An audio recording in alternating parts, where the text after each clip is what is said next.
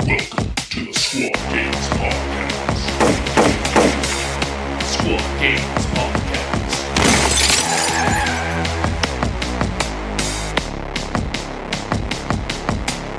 Is there something out here, everyone, that just really, really gets your goat, that really makes you angry?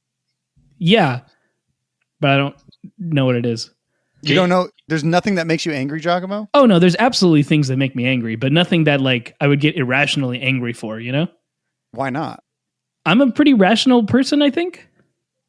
Okay, Giacomo over here being an upstanding citizen. What about you, Matt? Are we talking about game-wise or just in life in general? Just in life, my guy. Oh, I mean, like where do you start that list? I will start it just so you guys can see where I'm coming from. Today, I had to go to the grocery store with my wife.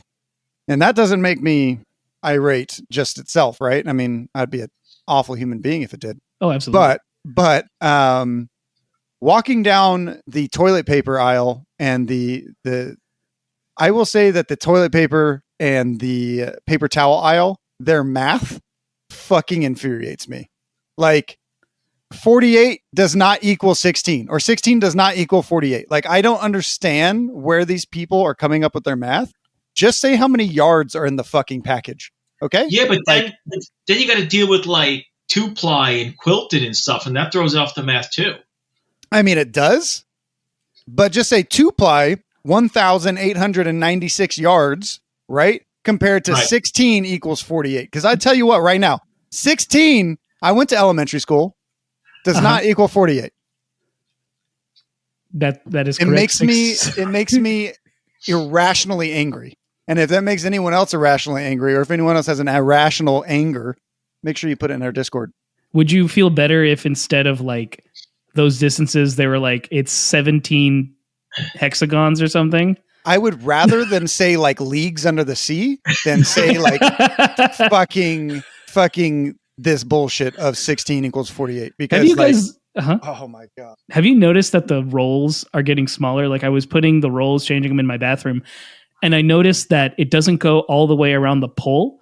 Like I'm losing like a solid 1.5 inches, maybe 2 inches of roll now.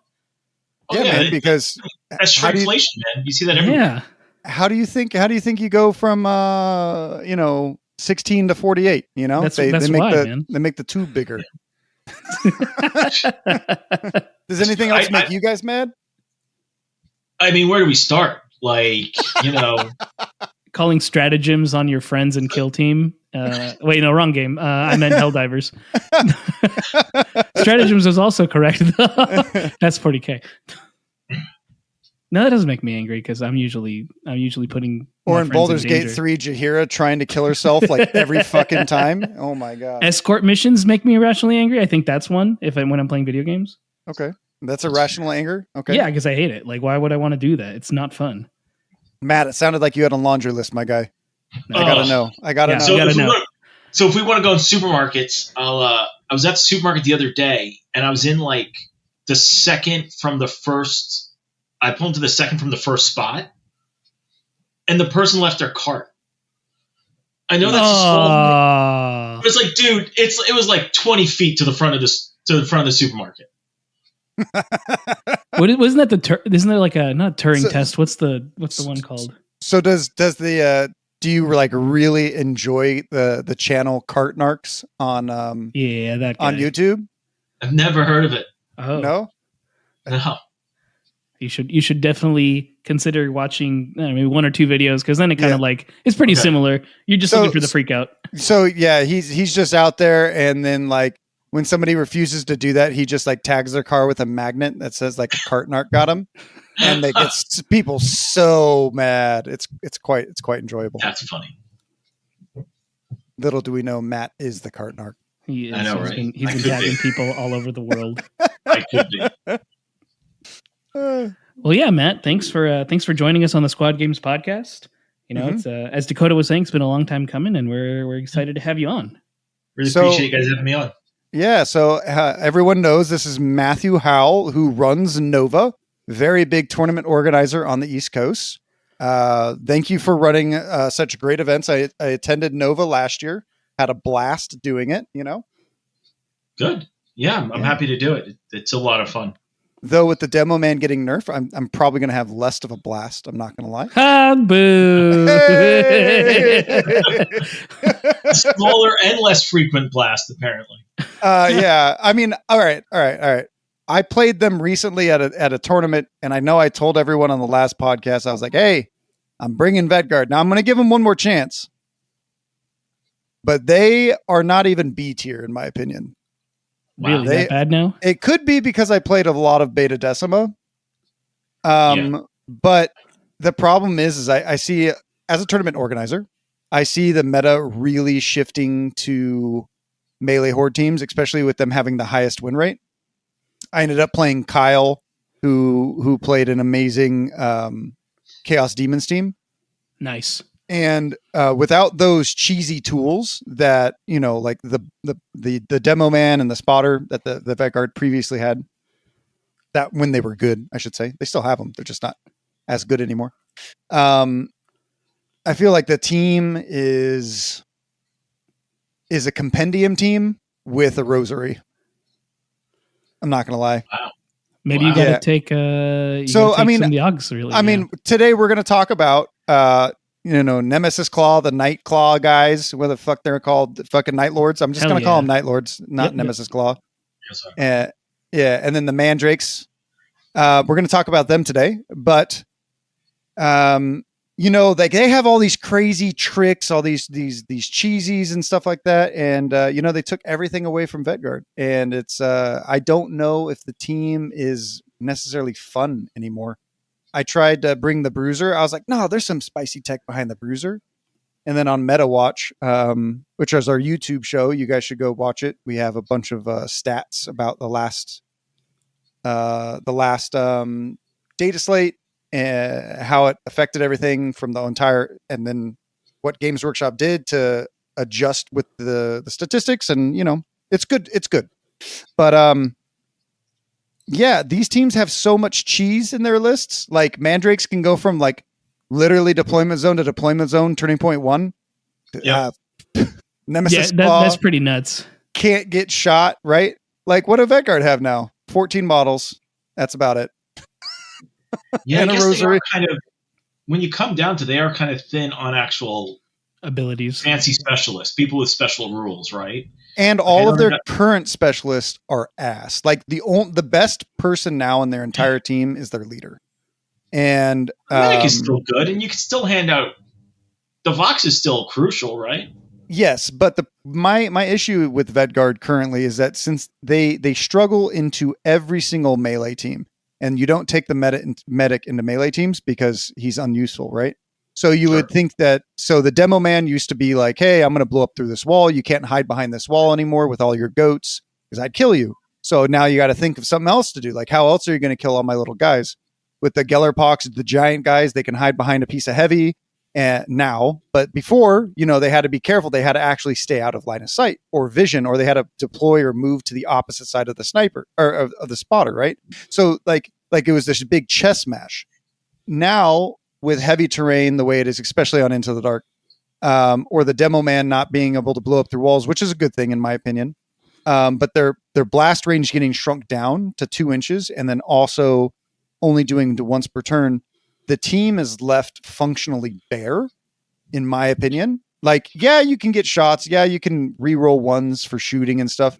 Are they still going to, I don't think that they're going to place anymore. And as I just like, I played them, and I was first place last year in the ITC for Vedguard in the US. I went 1-2, and it was drastically a different game. Now I might have to play them and relearn how to play the game and make them functional. But yeah, I think that their nerfs really like just gutted the team without any kind of extra buffs. Like buff the Bruiser, buff the Zealot, and you don't need to buff the Hardened. The Hardened's also one of the better models in the team. And anyone that still wants to play Vedguard, put the Rosary on the Hardened, not the Bruiser.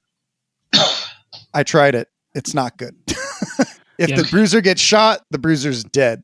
If the Hardened gets shot with the Rosary, probably going to live. Just make it indestructible. Exactly. So Yeah. I mean, they're just functionally not great anymore. it sounds like inherently from the design perspective, the team wasn't made very well if it has to rely on like these two key components that you could just remove and now the team falls apart, you know?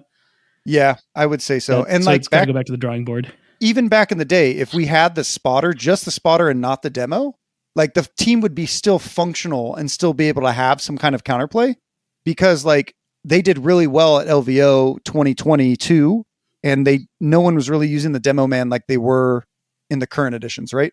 And I know I sound like I'm a crybaby, but I will say that I think that statistically them having a 47% win rate and then getting nerfed harder than Commandos was an actual like just kick in the nuts. You know, like it was pretty nuts. Like, well, I mean, the other thing too is, I mean, other than the grenade nerf, this is like kind of like, is this the first nerf this team has ever eaten? yes, it has. It is. And it's just a nerf for them, you know, the first But time. it's three nerfs. Like that's surprising. Like for how long they've been on the top, that the only nerf they've eaten in the last 3 years was a global nerf. Yeah, is kind of interesting. I like that the team got nerfed because they definitely needed a nerf, but I wouldn't say that they needed 3 nerfs, because I guess functionally the grenade nerf was definitely a giant nerf to the team itself. You know, this is fascinating. Yeah, the thing about the 2 nerfs though is it seems like they're just being brought in line with other rules of other teams, right? Like the grenade now works like every other grenade or mine in the game. And the spotter now works basically the way marker lights work, right? Because heavy terrain, marker lights can't negate heavy terrain, right? Correct. It only does light terrain now, which is great on Into the Dark and it's great on Beta Decima, but it's not functionally good on Open. Right. So I mean, I think that's kind of the problem, is that they were brought in line with everyone else. Like I know a lot of this is like being a recurring theme. And I think even you guys would say that it's like, well, now they're playing with this same game everyone else is. Yeah. But for them, it hurts a lot more because though breaking the game was what was giving them the advantage. Yeah, and every other team gets to break the game except for Vanguard, for sure. Right? And I would say Kroot also. I mean, that's the reason why Kroot just suck. Is like, what do? They do a lot of damage and then they die, right? Matt, I want to get, since you're a really big TO and you also TO the CPTS tournaments, right? Yeah. On TTS, I wanted to get your take on. We heavily criticized Games Workshop on Metawatch and here for ignoring 7 of the 8 bottom teams that were in the bottom 45% percentile, like teams that were under 45% win rate. They just ignored 7 of the 8 teams. They only buffed Farstalker Kinband, but like they functionally ignored Justian, Intercession, Legionary. Do you think that they're going to have a breath of fresh light, a breath of fresh air with this new, the all the nerfs that kind of went into everything else, or do you think they functionally still need a buff? I don't know. I guess that's probably what GW was thinking, right? That by bringing all these guys down, you kind of bring everyone up a little bit. But I mean, most of the teams you listed there were elite teams, and I think elite teams are still going to suffer. I think just because of the way the game works, and some of the game mechanics, which I think hopefully will change in the new edition. But I think they're going to continue to struggle for a while, probably until the end of this edition for sure. Do you feel like one specific elite team is going to do better than all the others because of things and rules they have that we'll be discussing today?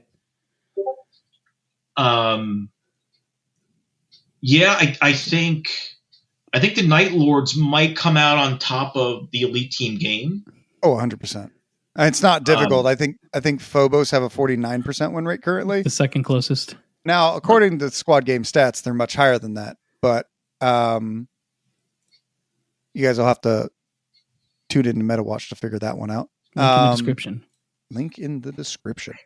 But I think that this Night Lords team coming out of the box is 100% going to be over 50% win rate, in my opinion.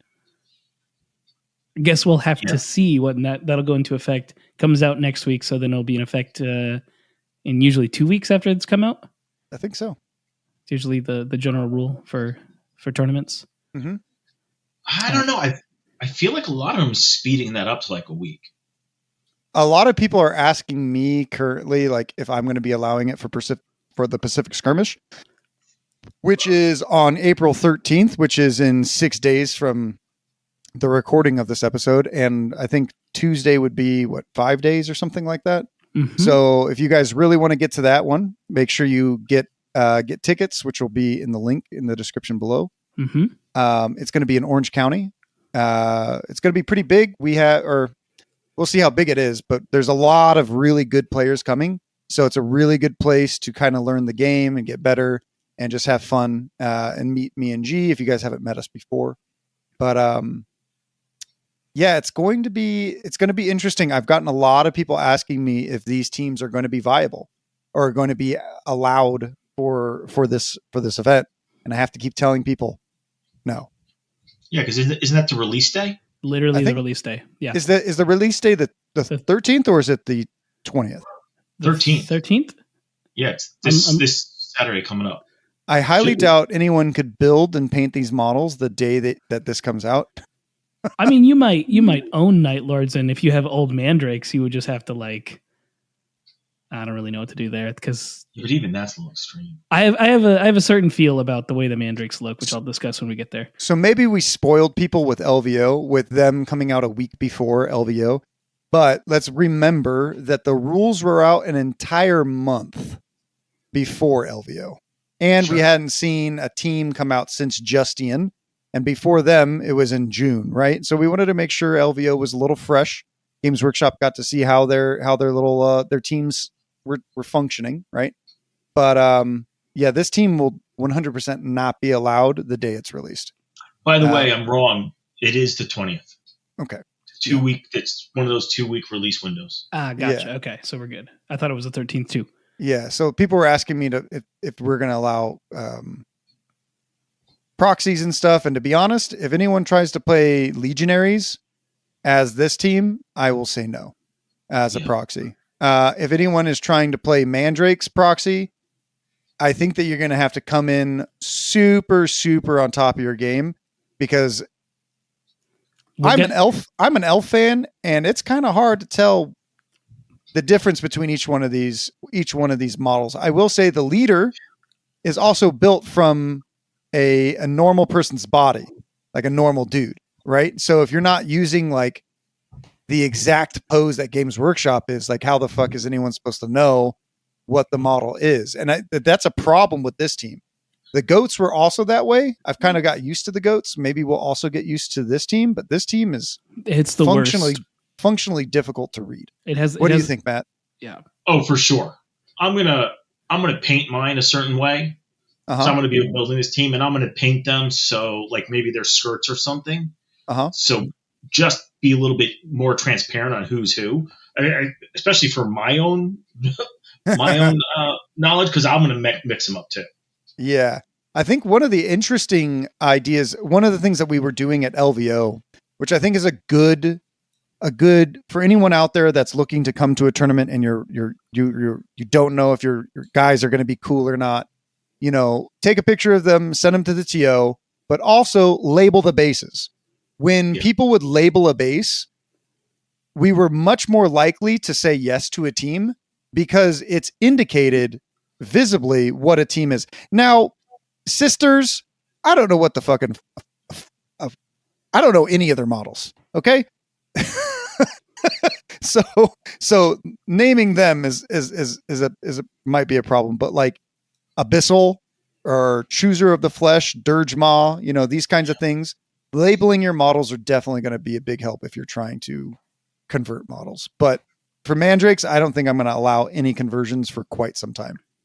Yeah. Nemesis Claw, we'll see. But if you base them off of Legionary, which they're already based off of, but you're I don't know. I think that it's going to be a hard pass. I think you'd have to do a completely different Chaos faction than just I Legionary. think as long as their weapons look good, right?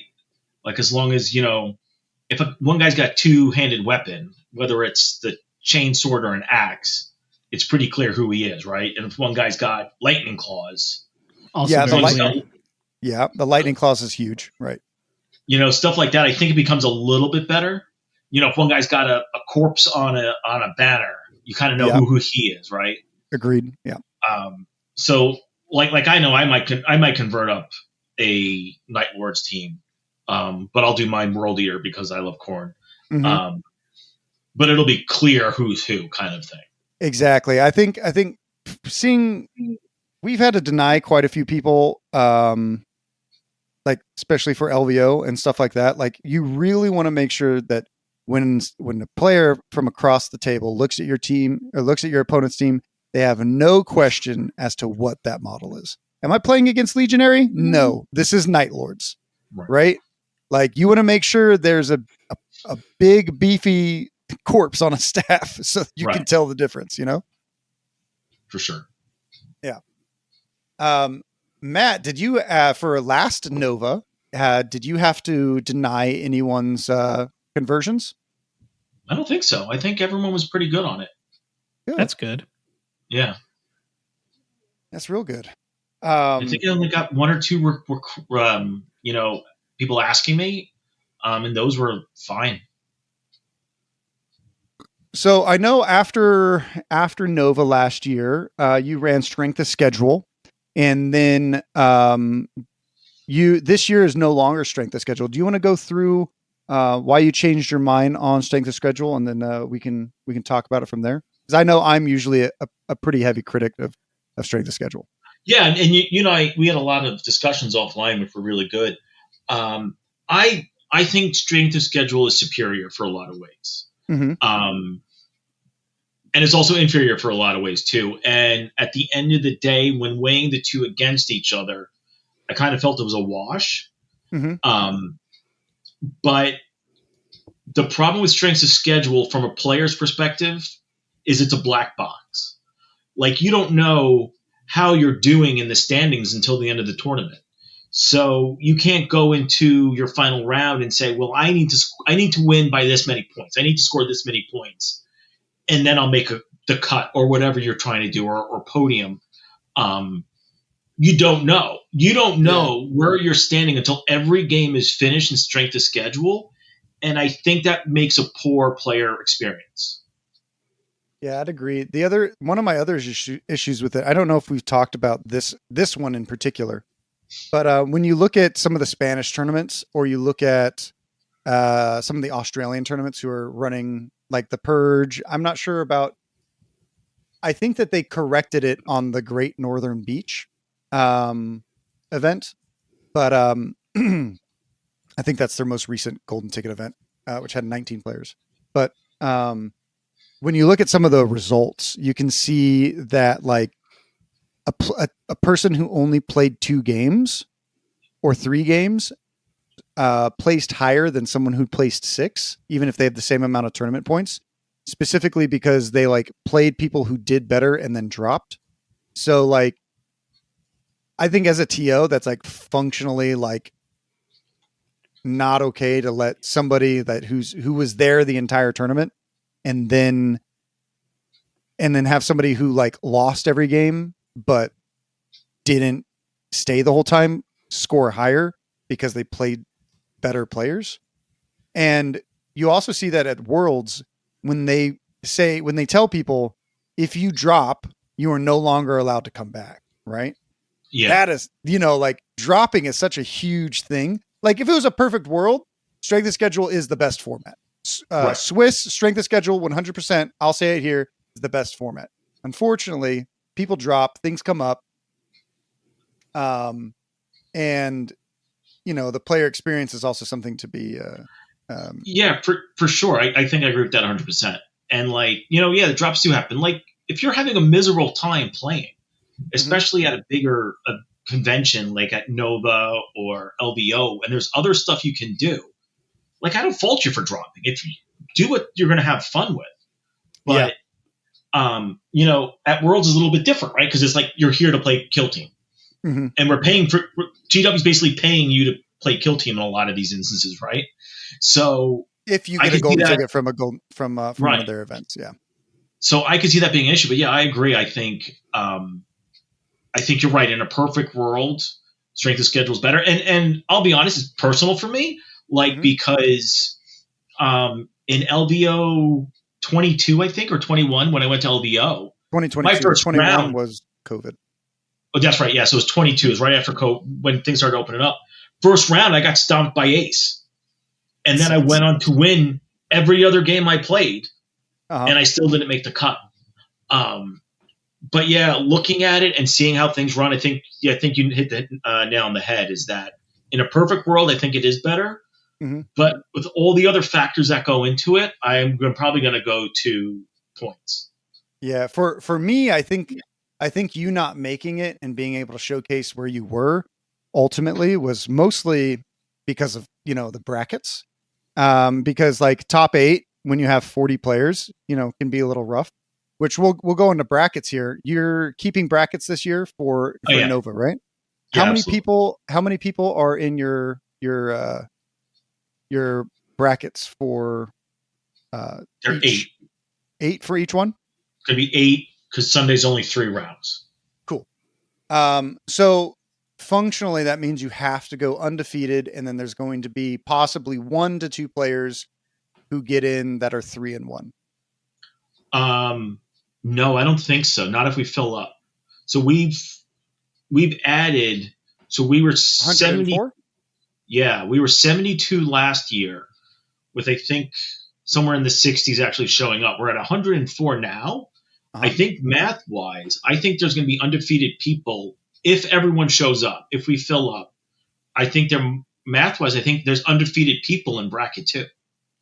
No. So I just did it. Did you? It's 6.5 players left that'll be undefeated. So that means 1 person in the final round has to play somebody who's 3-1. So you could get between 6 and 7 undefeated in the top bracket. Okay, there you go then. So, do you think that, I know that we had a conversation at LVO with baby seal clubbing. Do you think that this is going to promote baby seal clubbing at all? Yes. And this is one of the reasons why I don't like victory points, because strength of schedule, once you win, you don't care about how much, right? It's just to win, and my strength of schedule will carry me. Whereas this, with victory points, I think it will. I think people are going to have to, unfortunately, really squeeze out every battle point they can. But with only 6 undefeateds getting in, do you think, or 7, to be honest, we don't know, right? Do you think that also will do it because you have to win at all costs, or do you think it's just like a natural progression of the tournament? Like, hey, there's going to be 7 undefeated here, so this would be the way to go. Yeah, I don't know. I guess it comes down to how confident are you that you're going to go undefeated, right? Mm-hmm. If you're going into this saying, look, I'll probably be one of those 7 undefeated, you probably won't be trying as hard. But if you think, well, I need that insurance that if I do drop a game, I want to make sure I still get into top cut. Yeah. Yeah. I mean, I could definitely see it, unfortunately. Yeah. I mean, it's a nature of the game, right? I love that we have different tournaments throughout the United States that does use different metrics, that does do different things, right? 100%. Like when we're doing our big tournaments over here, sometimes I do a top 8 cut. Sometimes I do brackets. Sometimes, I just do Swiss. I really like just Swiss. And I think that's why I leave it for LVO, because I think it's like the biggest, most special event, right? For me. Sure. And I really wish 2022 was just Swiss for you, because I would have loved to see where you would have got to, Yeah. So, we talked, I went to Nova last year, went 4 wins day 1, lost every game. Day 2, I flew too close to the sun and my wings melted. What was like your hardest call that I know we've talked before, and I think you said you didn't really have any kind of things, but like what was your overall hardest call for Nova that year? Yeah, nothing in particular stands out, but the hardest calls are usually the line of sight calls. Mm-hmm. When I'm sitting there and I'm holding a laser and I'm trying to make a call for players, those I usually really sweat the most about, because the rules, we're fortunate that we probably have one of the tightest GW rule sets. Yeah. So there's not a heck of a lot of arguing about rules, and if there is, you can open up the pages and look at them, and then you can make a decent call. Yeah. But yeah, those line of sight ones or the measuring ones, is this guy in range or is he not? Mm-hmm. Those are the ones I sweat the most about. Matt, I'm going to get you a pair, some of my base steppers, so it makes it easier for you. Okay. For Nova. There you go. Yeah. Yeah. I recently just got my laser back, so working through some past orders, and then gonna reopen the shop. It's a lot smaller. I'm not going to go as big as I used to. Sure. But I would say that those are relatively difficult. Did you have any kind of personality clashes at Nova last year? Nothing too major that I can think of. That's good. I think everyone pretty much got along pretty well. That's good. Yeah. At LVO this year, at least to us, we had an amazing event, which hasn't been the same for every LVO in the past or any one of our other tournaments, because we do have personalities here on the West Coast that sometimes like to butt heads. But ultimately, it was a good time. That's good to hear that you didn't have did you have any problems with GW or what? Now there was that one issue. Luckily, I think I had AT&T, so I didn't have an issue, which was weird. But the event space didn't have any reception for anyone who didn't have AT&T. How odd. Yes. Yeah, that was definitely a problem. And I am told that I think they're going to give Wi-Fi to everybody. Oh, that's good. Down there. Because I had Wi-Fi because I was the TO, so it wasn't a problem. But yeah, it was rough because I had to basically enter most people's scores in. Because because we were like 3 floors down in that ballroom, which is an awesome space. But I think they're trying to get Wi-Fi for the whole room just because everyone's using BCP. We kind of need it. Yeah. But GW is amazing for Nova. GW supplies all our terrain, which if they didn't, I don't know what I would do, to be honest. You got a lot of Into the Dark from Orion last year, right? Yeah, but they got all that. They got all that from GW. They did. Yeah. Yeah. So that's where, because what happened was something happened where they sent me the wrong Into the Dark sets, GW, and the sets were all glued together. And it was really bad. So I made a quick call to the Plasma Spam guys, Orion and all them, and they really bailed me out. So I definitely appreciated that. Nice. But yeah, no, GW was great. And then I had a really nice chat with some of the GW guys after the tournament and stuff about kind of the game and stuff. So no, GW was really fantastic for Nova. Amazing. Yeah. I think we met a couple of their people there too. Cyrac introduced me and Travis Chang, who's the podcast for just another Kill Team podcast. Good dude as well.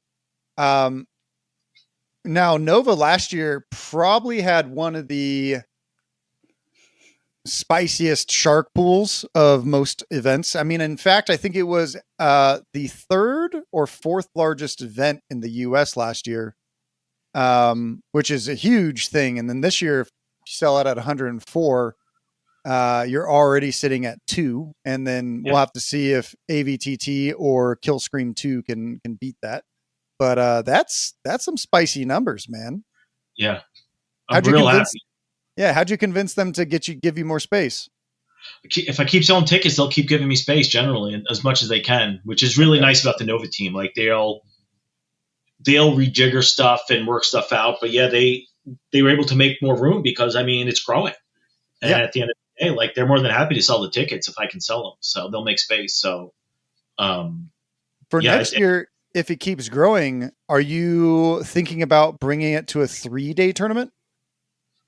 Maybe. Yeah. Like LVO. Hey, I'm going to tell you right now, homie, it worked. It worked. That's cool.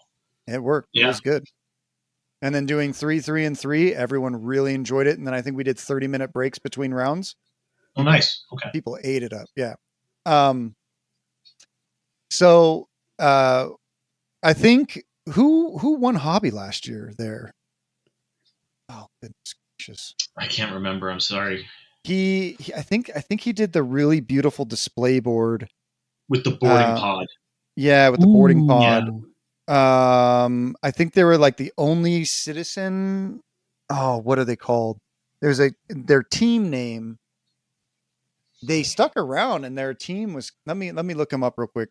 All right, so I'm pretty sure they played for Citizens of the Empire, and I think it was Mark French. That sounds right. The name is ringing a bell. Now, Mark, Yeah. if you didn't win and your homie won, I'm sorry. But they had this beautiful, like a Navy breacher boarding pod. It was glorious. Is Hobby Track something you're going to do again this year, and then submit the token? Because you have to pre-order a token on Best Coast Pairings to do it. Is that something that you're interested in doing this year? Oh yeah, absolutely. Yeah, there's a lot of the hobby nerds like myself. Always makes them want to come out just a tad bit more. Is there what do you know what the what type of terrain are you keeping it secret? Are you going to be doing any, because last year you kind of did Turning Point Tactics maps, but a little bit different. And I think sometimes without having a published map pack, like I think it was on game 7, and then the final round, all the boards got shifted around so much. Like in my match, like I was able to put models up on Advantage, and then you're like, no, you can't put them on Advantage. It's like, my bad. To start off the match. And then we had the final matchup. Supposedly, Shane chose the wrong side. The building was bumped. Yeah, there was a building bumped, but I mean, he chose the side, right? So like, it is what it is. He could have seen it.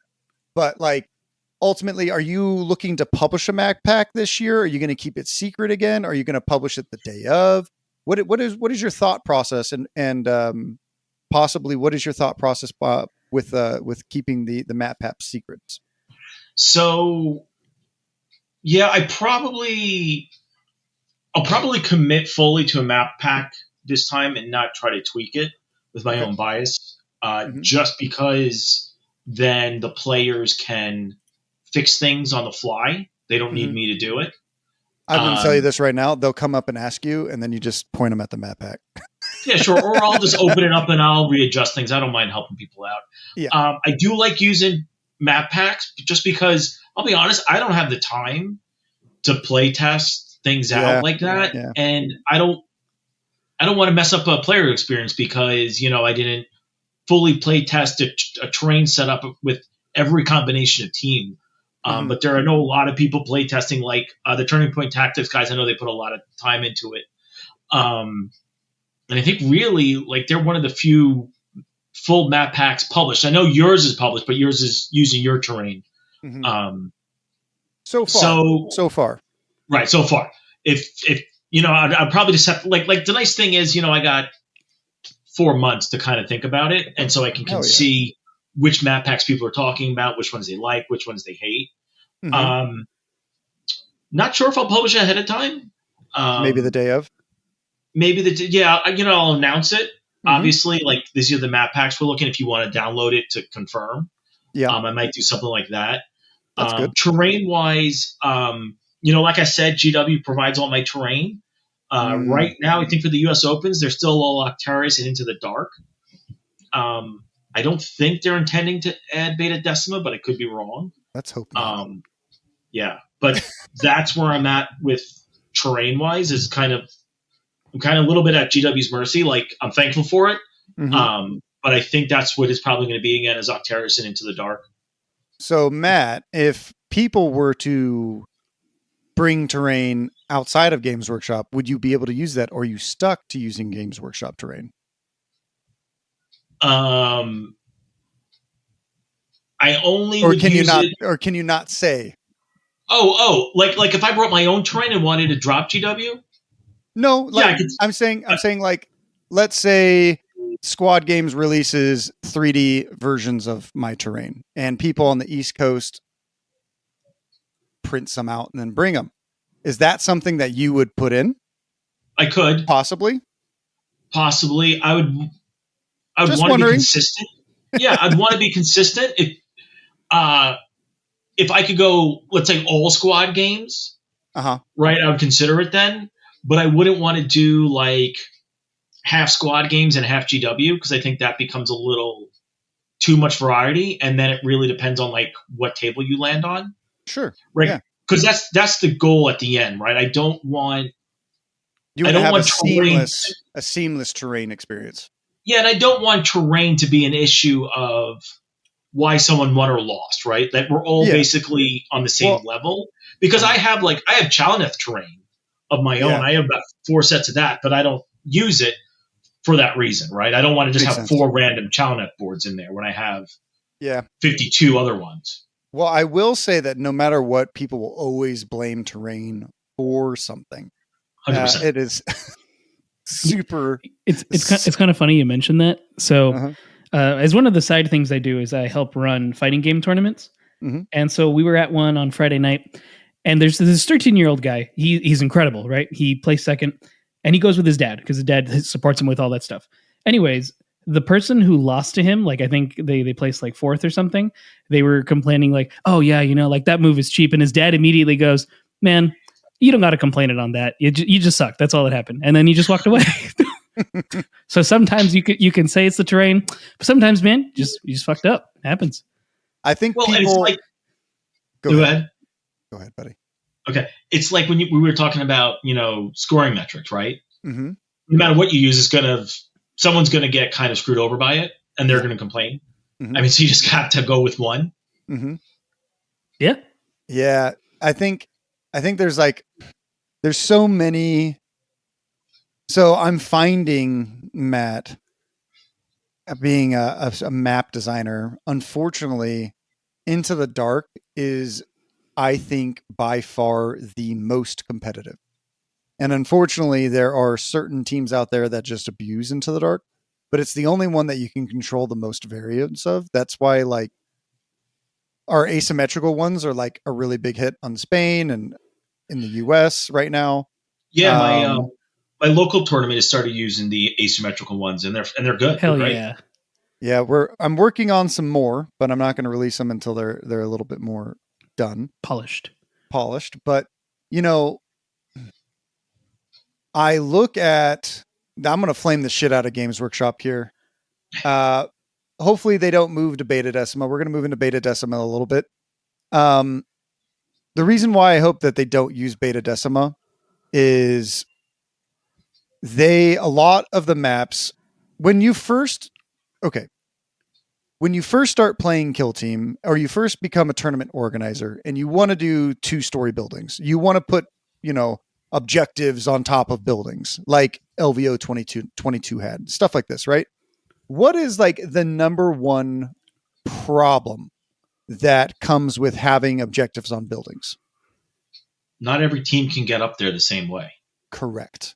So since not every team can get up there, or sometimes it's harder for some teams like Votan and other teams, it's a measurement issue. So if anyone's out there looking to make Into the Dark maps, I'm going to give you a couple pro tips. I went through 4 different variations of my maps, and only map number 1 stayed the entire time.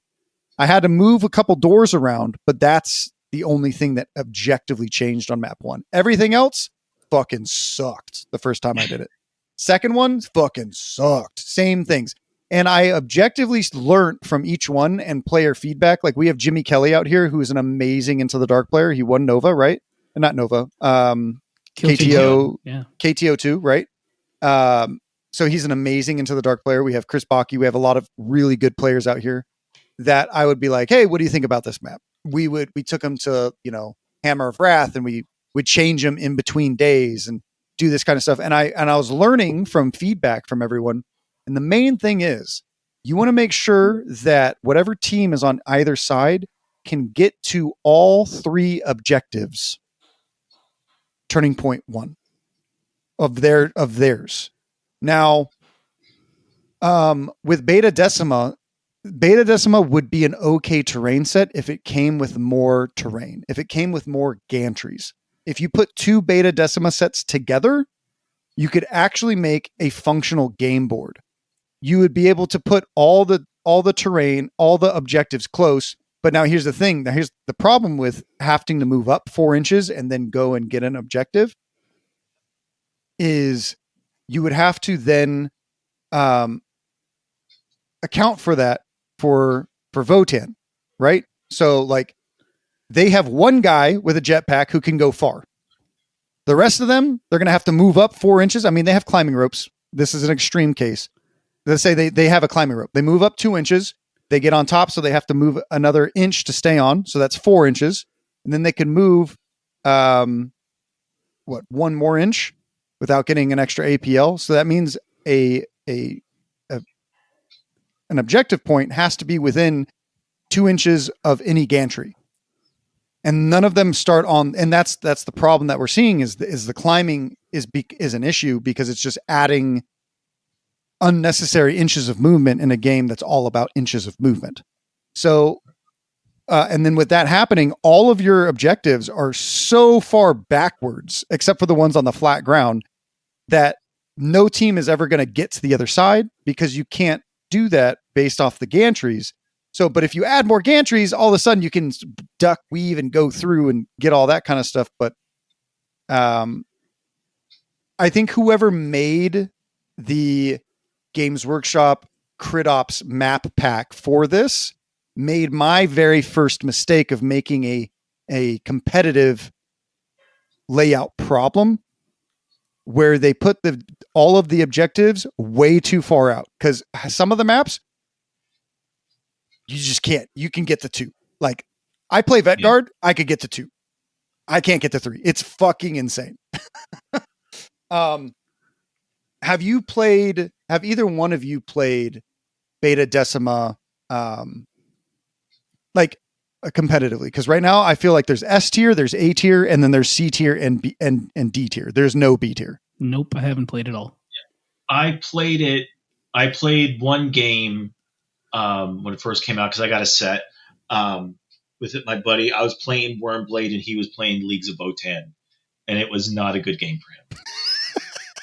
Oh boy. The worst part was, so he did what you said. He took his jump pack guy and he jumped onto the objective on the silo, right? He jumped on that one. And I took the sniper and my sniper went, nope, and proceeded to roll 4 crits. Oh Lord. And just blew his head off on the mortals. Like he couldn't even roll a save. Like he was just gone. Or it was like 3 crits. I think it was 3 crit. I forget if he's 2 or 3 on the crits. Whatever it was, the crits alone were enough to take the dude's head right off his head. Amazing. But yeah, we played a couple games on it. Yeah, I think you're right in your assessment. Because my guys just had the movement, and then I have guys that can just appear on the objectives. So I have a fix. So you have to add 2 different terrain sets together, and then you also have to add stairs. Mm-hmm. And stairs you can't stop on. You have to move, but it just takes, like, you just put your thing on it and you just move, right? Or even like ladders, right? Or ladders, yeah. Maybe it just costs 2 to move up a ladder, right? Yeah. So it helps teams without climbing ropes. It's just like, it's really difficult for any team who doesn't have climbing ropes. Or another fix is just give every single team the option to take climbing ropes. Right. On this thing, and that would really put everyone, unless if you're a team that has a bunch of fly pathfinders. I invoked their name. I apologize. I think that would really help the terrain set, but I don't think it's functionally good where the objectives are on the maps because they're too hard to get to. Yeah, I can agree with that. Yeah. Who am I? I'm just a podcaster, right? Yeah. It's TO. Yeah, and a TO. Decent TO. I hope sometimes. We like to every think so. Tuesday. Every Tuesday. Every Saturday and Sunday sometimes. Yeah. So Matt, before we move on to the teams coming up and stuff, is there anything exciting happening in your neck of the woods? Basically, I'm just focused on Nova these days. Yeah. And it's real. I mean, we're 50% sold out at just about every event so far. Nice. And I'm still 4 months away from the event. So I'm really happy. I think people. It makes me happy because it means people liked what I did last year. As a TO, you're always worried about that. Is like, there's always some negative comments after a tournament. You're like, well, how bad of a job did I actually do? Mm-hmm.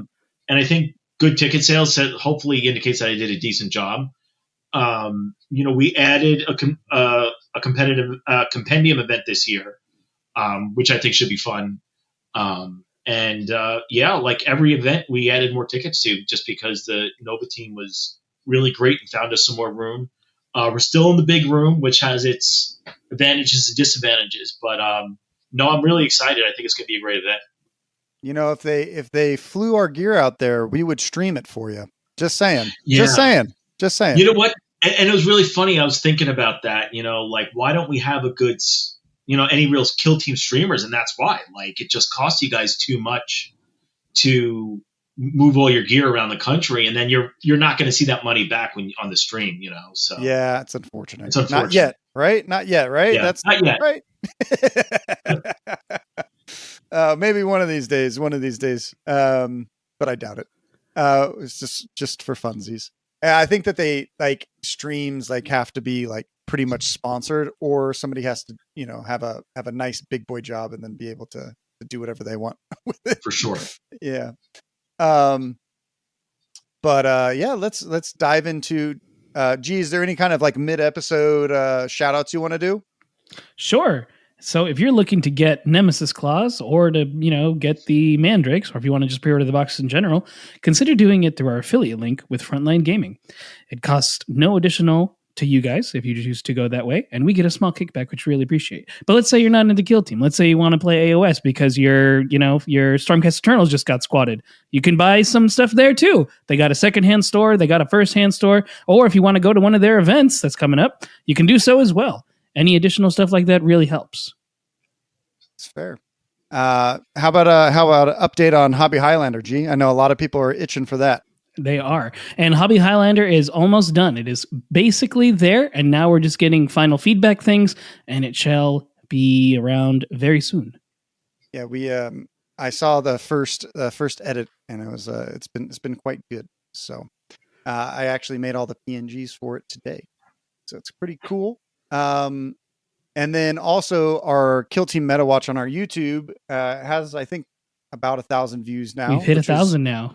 Have I? I haven't looked today. Yeah. I think day one it was at 120, and I thought it was going to be a dud.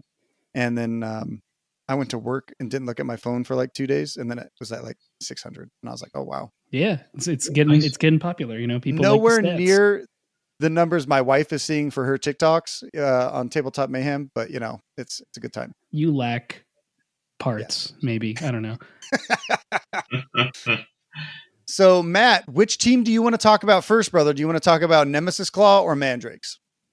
I like the Mandrakes. We'll start with the Mandrakes, I guess. Hell yeah. Okay. How are you going to paint them? You said you're going to paint them away. Is it going to be? Is it going to be? Is it secret, or you want to explain it? I haven't figured it out yet. I want to put them together, but I think a lot of people are talking about how kind of they're hard to tell everyone apart. So I'm thinking I'm going to probably paint their skirts a different color, Okay. just so you can kind of tell who's who a little bit better.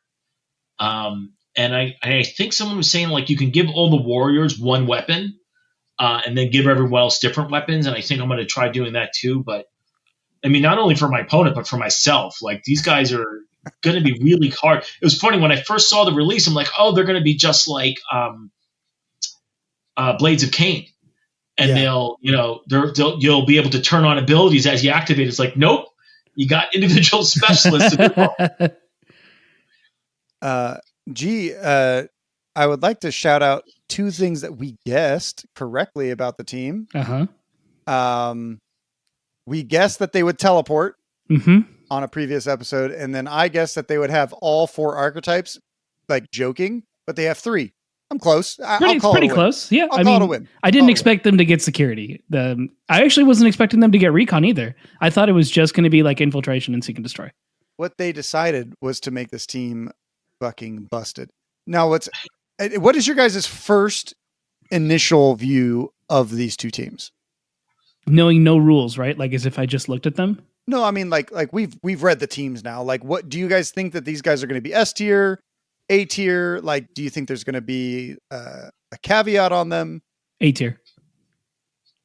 Okay. Yeah, I think the theme definitely is opponent disruption, which is a really cool mechanic. I think that this it's cooler box than the last box.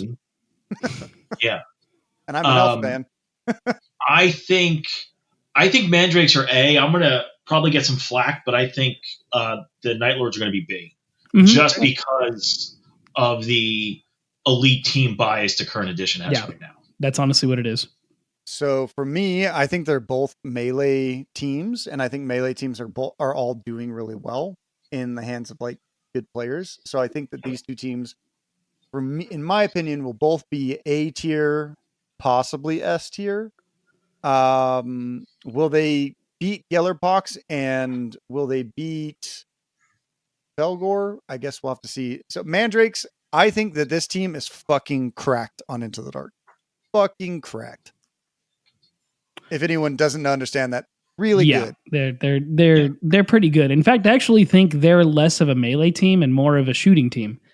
Oh yeah? Yeah, because they all have fucking bolters that it's infinite range. I thought it was going to be 6 inches only. And then it turns out it's infinite range. And then you can give them blast. Yeah, it's great stuff. And what's crazy is that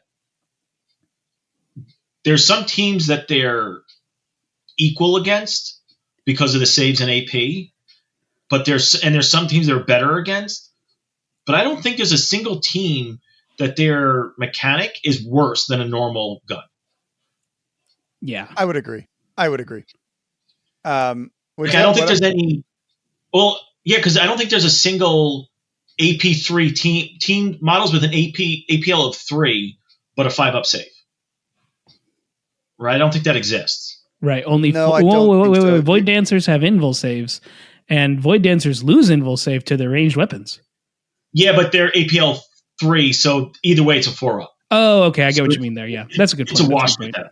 Yeah. Whereas, with Votan, their save gets worse. All elite teams, worse. Basically with the 3-up saves, their save 4-up save.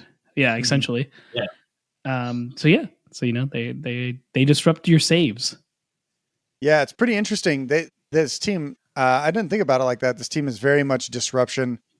Mandrakes even want to disrupt you by possibly jumping into your deployment zone turn 1. Mm-hmm. You know? Oh, for sure. And anything else that's like super outstanding before we dive into these teams? I would say for me, I think that their equipment is pretty ridiculous. Yeah. This is the first box, and it's really funny. This is the first Kill Team box I'm buying on release. Box. All right. Yeah. All right. So Matt, I'm gonna keep delaying us forever. You play Void Dancers. How do you feel about the Void Dancer? I don't think that it's that bad. What do you think about it? Do you think that the team is dead? Have you seen Goodfellas? Yeah. Do you remember when Joe Pesci goes into the room and he thinks he's getting made? Yeah. That Void Dancers is Joe Pesci in that scenario. All right, that's fair. No, I think the problem with Void Dancers was they were definitely they started out very strong, and they were definitely a pub stomp team. But you didn't see them at higher levels of play. And that's kind of where they were. But because they were so good at local play, it kept their stats, I think, inflated a little bit. Now, let me caveat this. I'm a competitive player. Mm-hmm. When I go to my local tournament, I think at any time, 5 of the top, U.S. players are coming to my local tournaments Mhm. just because of that DMV meta I'm in. So my local play is top level play. So that's kind of where I'm looking at. And I get it. That's not everybody. And there are some people who play local play where Void Dancers are annihilating everybody. And that's a problem for those people. And I understand them wanting a nerf there. But for me and for kind of national play, I don't think they needed a nerf. Now, of course, I'm biased because I'm a Void Dancer player. But people weren't bringing them. Like, you didn't see them at Worlds. They almost never even cracked the top 10 at a major tournament. They did at LVO. What place were they? Where they finish at LVO? Fifth. Okay. Nice. Well, but that's high, right? Like, that's almost high for them. Yeah. So the stats say that they mostly say what you're saying. So they have 289 games, which I think that means they were where were they in total games played? They ranked 11th, which is about half. They're about half the everyone else, which is okay. But they only had one tournament win last data slate, even though they had a 57% win rate. Right. They had one tournament win. They had 4 undefeated showings, so that means there's a couple ties. But they had 13 top placings, which was third best, which they tied Wormblade with, but Wormblade won way more tournaments. The won 6. So the Void Dancer troop is very much exactly what you said. You saw them place quite a lot. They would get third. They would get second. They were always the bridesmaid and never the bride, right? Right. Yeah. So maybe they weren't always the bridesmaid. They did well enough that GW thought they needed a nerf, but perhaps they didn't need a nerf, if that makes sense. Yeah, and it's one of those things where I don't think GW thought about how those rules apply, but the 2-inch drop is the 2-inch drop is dumb. Yeah, they should just they shouldn't suffer drop. It should just be for climbing. And they're worse. Yeah, they're worse than climbing gear. Yes. They should have gotten a free traverse in my mind. Same. I don't think they needed a nerf, but if they were going to get a nerf, I would have just said, give them a shade of the Blades of Cain rule and say, you can choose to use your flip belt, which gives you fly. If you do, you can't move more than 6 inches. Oh, interesting. Interesting. And I think that would have fixed a lot of issues with them without killing them. So your charge only becomes 6 inches if you want to use it. If you don't, you can still charge 8 inches. It's up to you. That's a good fix. Yeah. One of my hot take is I think that their win rate is going to go up. Everyone tells me I'm wrong because I think that too many people depend on how hard they are or how easy it is to manipulate that. But I think that only people who are going to really be good or good with the faction are going to stay on the team, which will ultimately increase their win rate because they know how to play the team rather than just because another big thing about Void Dancers is that they ignore so many rules. They were a really beginner friendly team. Yes. So but they taught everyone really bad habits, right? Definitely agree with that for sure. And now it's now you have to know what the fuck you're doing. Otherwise they're not that good. Yeah. I don't know. I think some of the other nerfs did that. The nerf to Domino Field really shifted that a little bit because, the new player thing was just spam Domino Field, right? And now we're now you're not. You're gonna have to pick and choose kind of when you have to use it. Mm-hmm. Same thing with the nerf for Kegaros Jest. But I don't know. There's just they have almost an impossible time against Orcs and Felgor. And now this change has made them worse into those matchups. And those two guys did not take that big of a hit. That they're still going to be very prevalent in the meta. Gotcha. So let's go over Shadow first. I think that it's more important to go over their abilities before we go over their attack ops, even though that's not how the books usually put it. So to understand this team, everyone who's listening is going to have to understand the rule within Shadow. Within Shadow is it's within 1 inch of a heavy part of a terrain feature, and that part is not lower than it, right? So you can't be on an advantage and say you're within Shadow, right?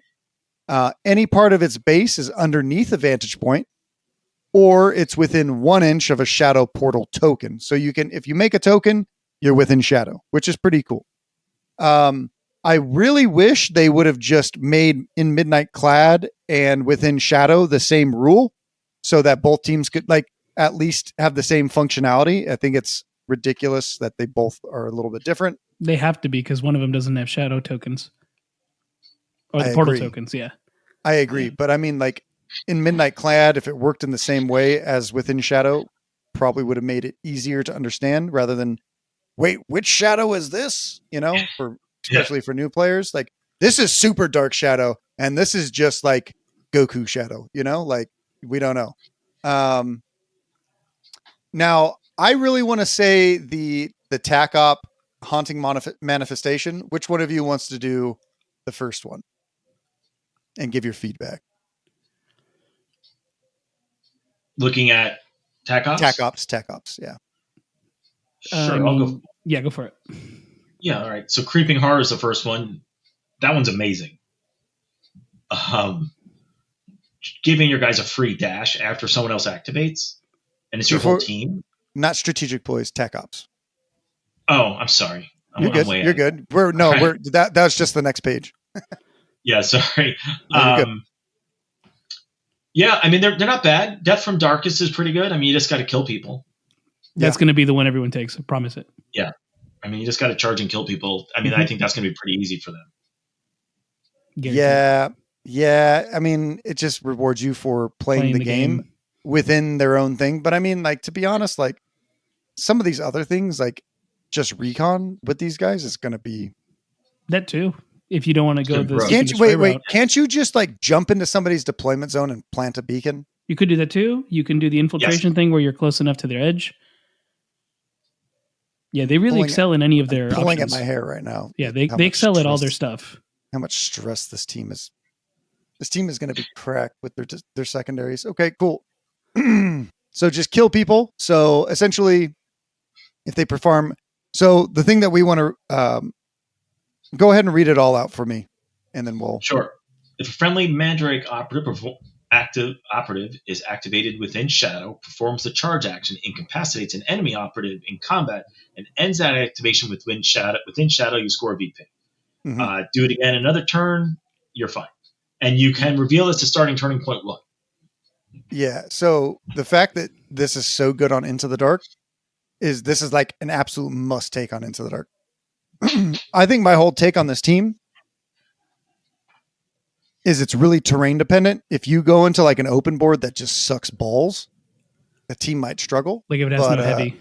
Yeah. If it has like little bit of heavy, or like, I know there's like the Australians are saying like, you know, there's no heavy in the center of the boards, and same with Spain. They might struggle, right?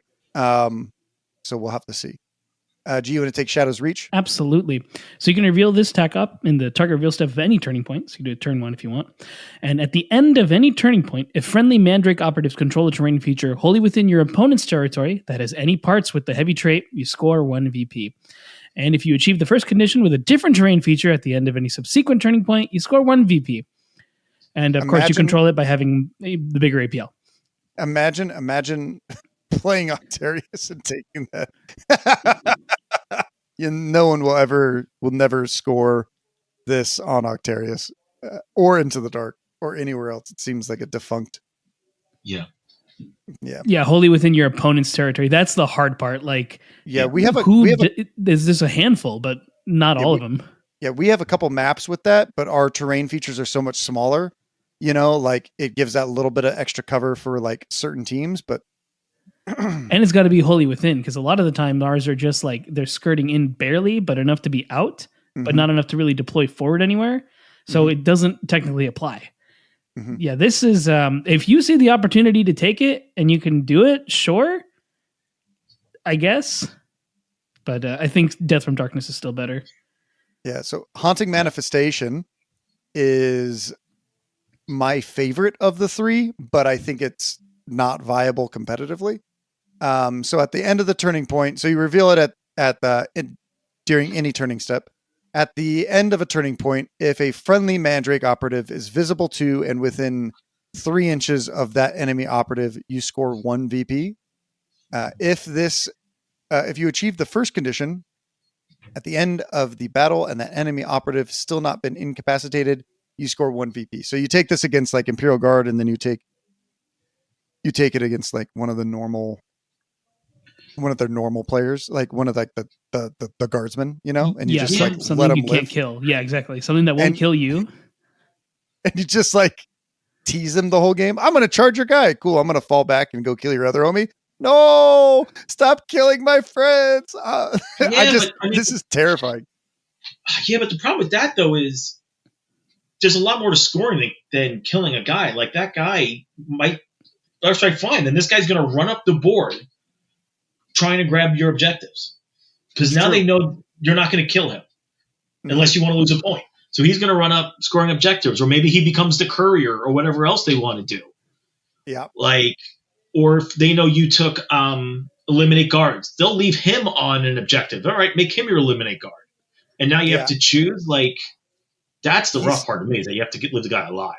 It's so thematic, though. It is so sure. Lore. I love, like, when we do battle reports, I'm 100% taking Haunting Manifestation. Like, if you're taking Haunting Manifestation, you're probably not taking Seek and Destroy, right? Because this goes against that. You're probably going to take Recon, or you're going to take Infiltration.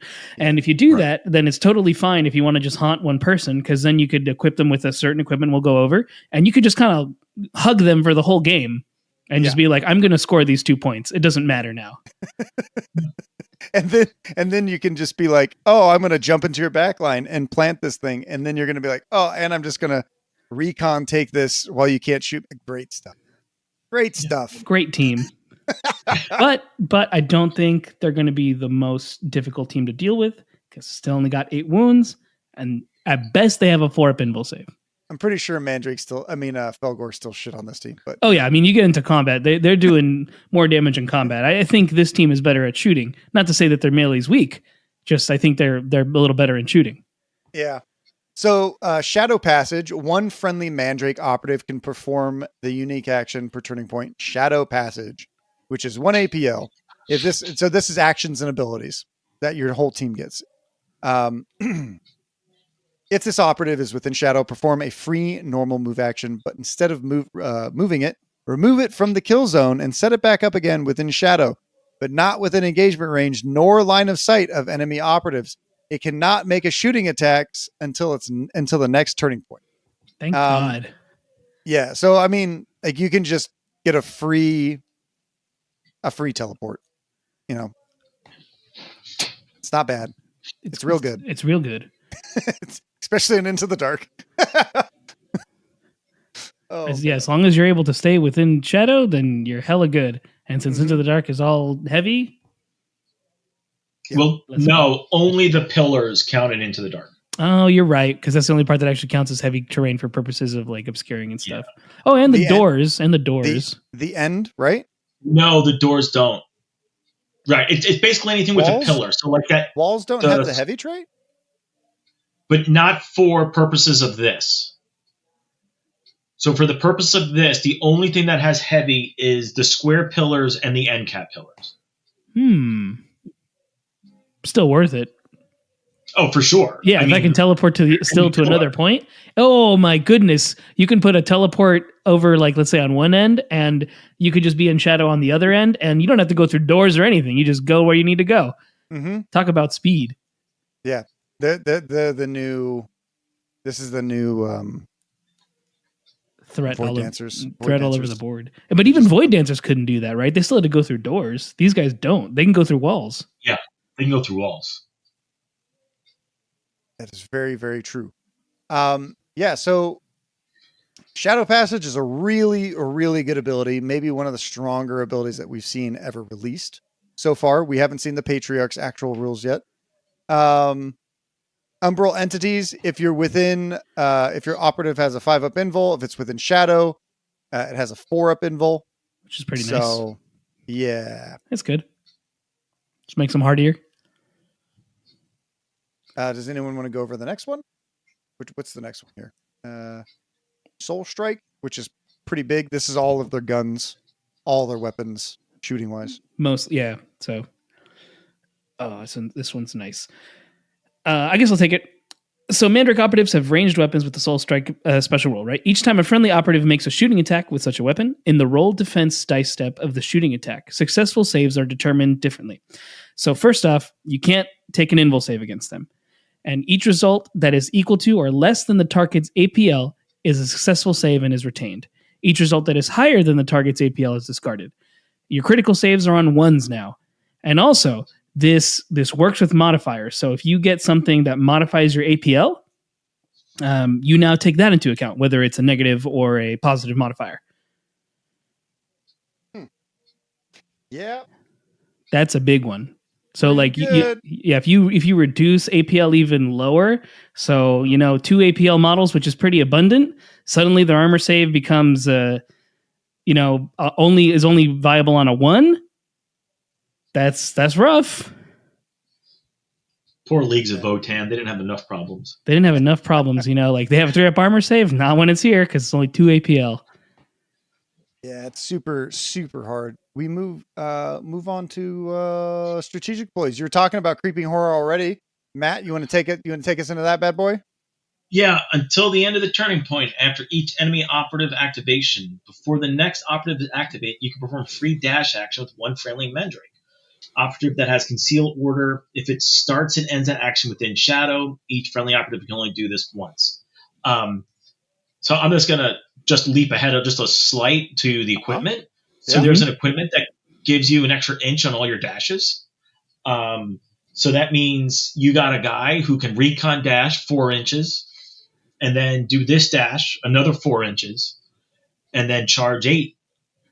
So, that's 16-inch threat range turn 1, which is pretty scary. And then everyone else has a 11-inch threat range. So that's pretty scary, I think. Yeah. And then further adding to that list of charge abilities, if you decide you want to do a tactical ploy, you can charge from conceal as long as you're within Shadow, if I remember right.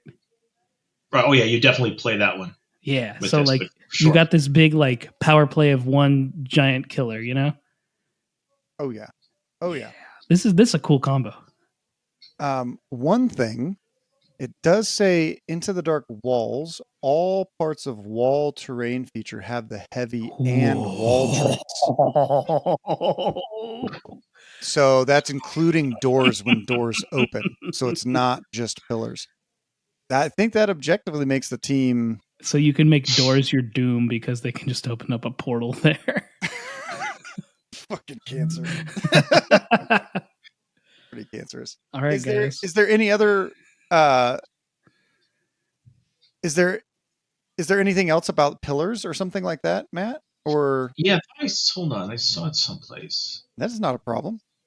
I don't mean to be combative either, Matt. We just want to know. No. It's good to, because we are all ultimately we are all trying to figure this shit out as. And right? And that's the thing. There's a lot of shit to figure out with both these teams. Yeah, and then and then what's worse, right? Gee, I mean, you can insert this anywhere, but so this is. Go ahead.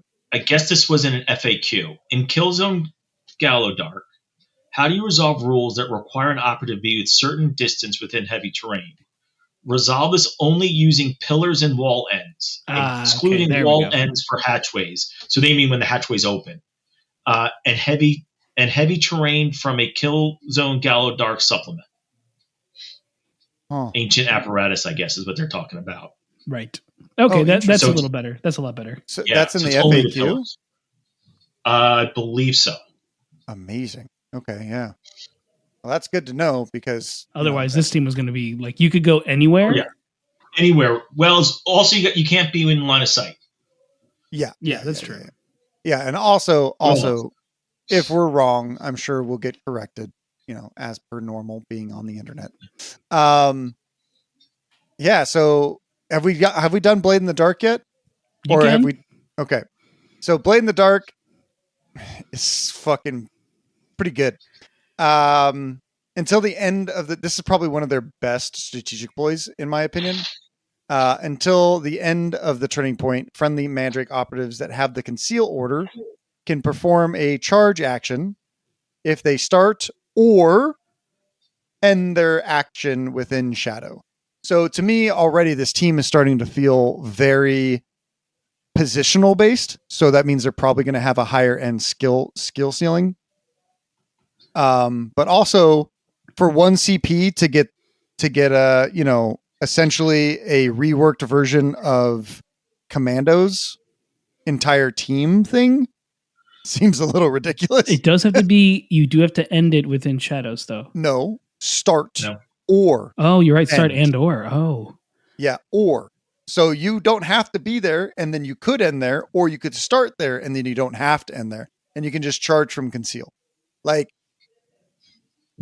And it's everyone on your team. So 1 CP, you can turn everyone essentially, if you position correctly, or the enemy team decides not to put everyone in the open, they essentially turn into commandos for 1 CP.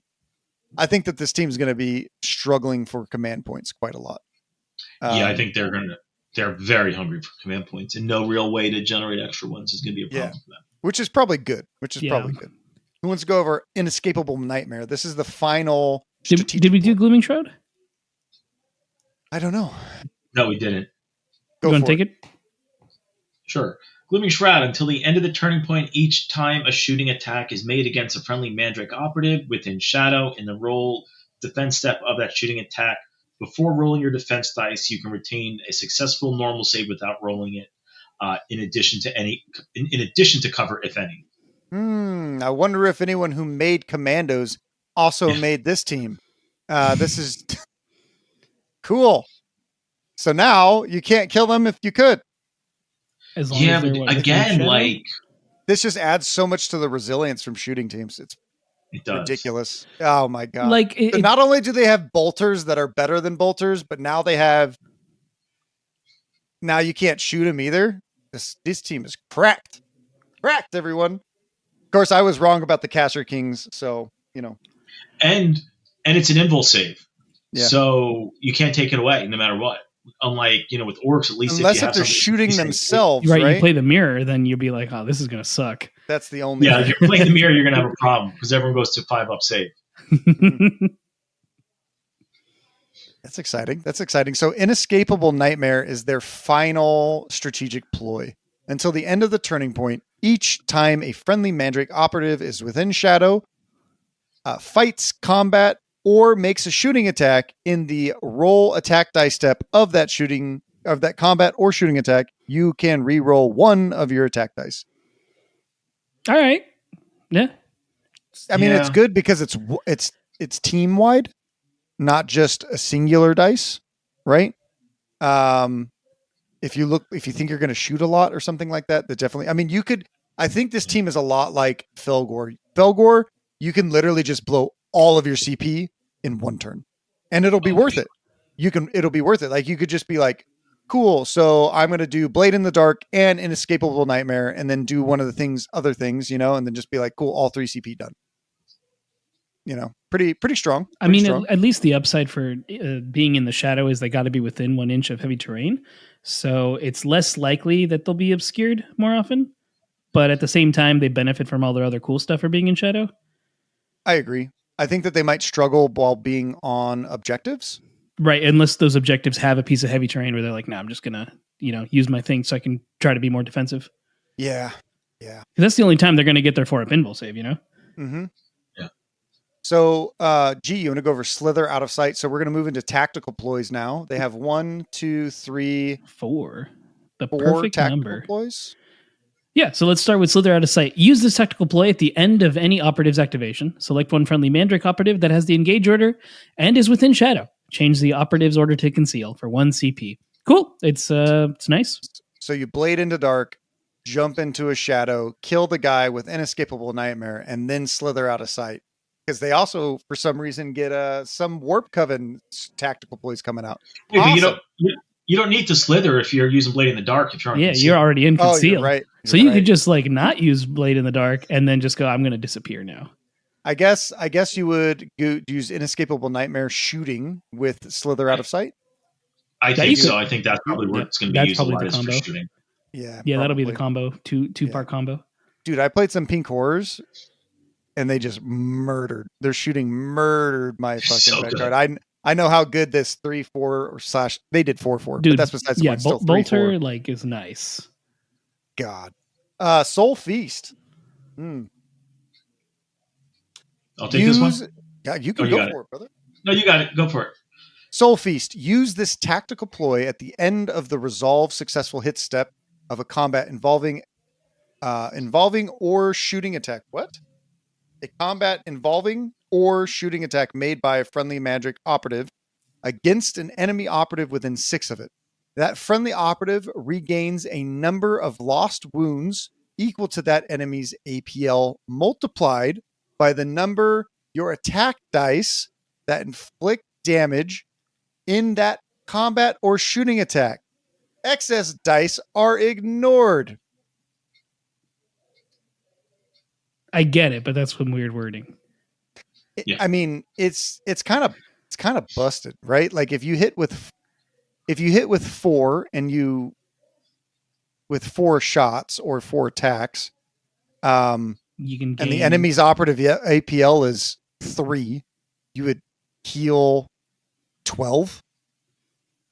No, you have to wound with all. They have to fail with all their dice. saves. Yeah, they have to fail their Okay. saves. So if they fail all their saves or you hit with all close combat attacks, you can heal up to 12. It has, as long as it's doing damage. So you couldn't like hit but how them many- and then do like an implant or something. Right. Like how many of your close combat attacks? You're only going to get like 2 or 3 close combat attacks through before you kill them anyway. Which is still pretty good though. Healing and It's that's very- done at the I mean, end, it's right? amazing. It's 100% amazing. But ultimately, if you kill them while doing this, since it's at the end of the resolve successful hit step of that of a combat, you can still kill them before they can pop Soul Feast. Exactly. Interesting. Okay. Matt, you want to take Nowhere to Hide? Sure. Use this tactical ploy when a friendly Mandrake operative performs an action in which it moves. Until the end of the activation, that operative can move through parts of terrain feature as if they aren't there. That's amazing. Cancer. You could Now- just be like, there's no door in Octarius. And they move through into the dark walls. No. You Okay. can never, Cool. you can never, it doesn't say regardless of any other rules, right? And we're going to run into another one of those questions later on. I think Goonhammer definitely said something wrong about the team, but yeah, unless if it says regardless of any other rules, like the core rules are going to take effect, and Into the Dark specifically says that you can never measure through walls. So, But like if you're playing on Octarius and someone puts a guy in front of a door thinking he's blocking you, No, then you like, can yeah, move I'm through. going to move through the wall.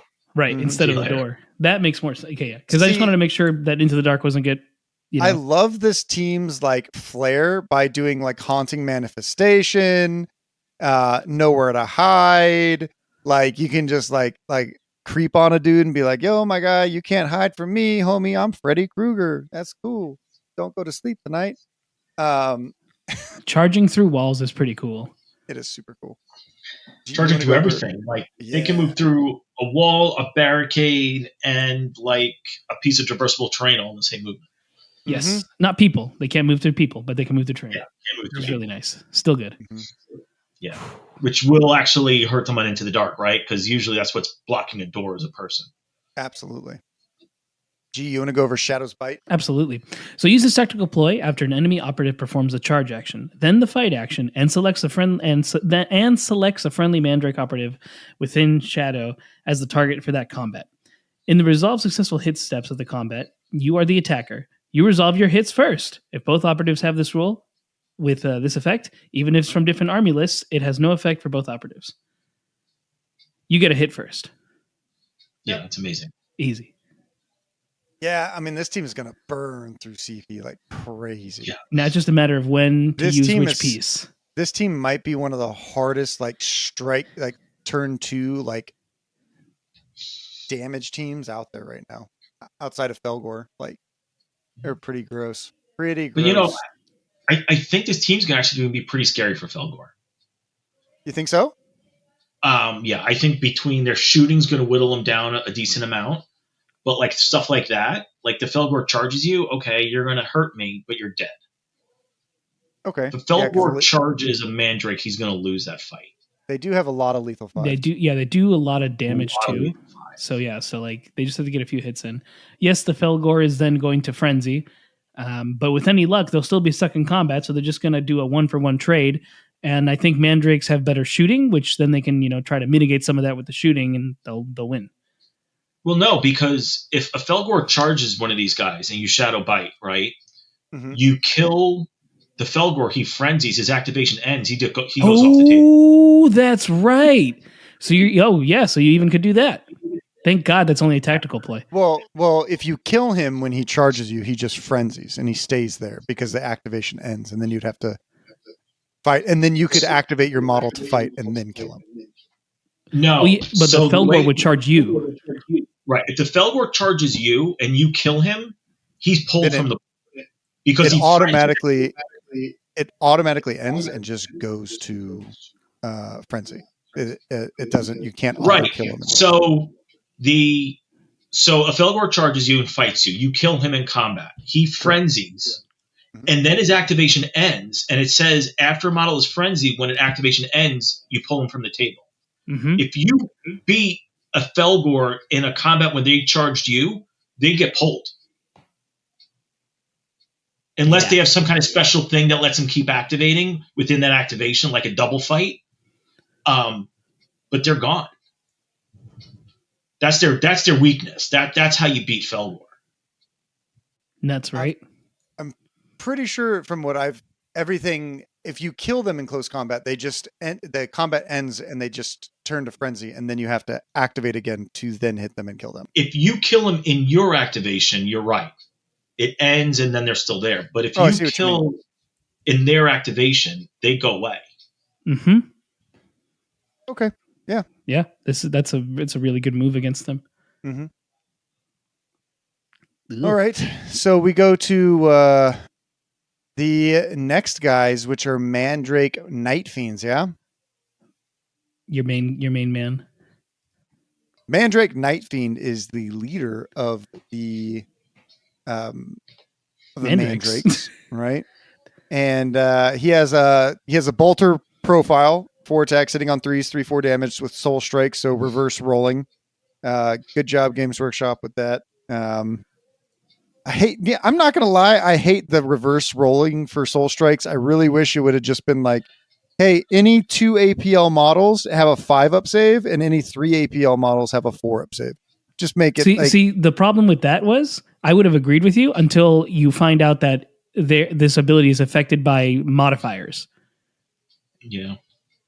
Yeah, but then if you go up to 4 APL, right, then it's a right. But then we're adding more text to a box now, and we have to do the same thing for a one APL modifier. We now have 4 things of text instead of just the 2 that we currently have. All right, that's fair. Yeah, that's the only thing that changes it and how it works. I just believe in KISS. Keep it simple, stupid. Yeah, I know this team definitely doesn't do KISS. This is one of the teams that doesn't like that. They don't like kissing. Neither of these teams. Either one.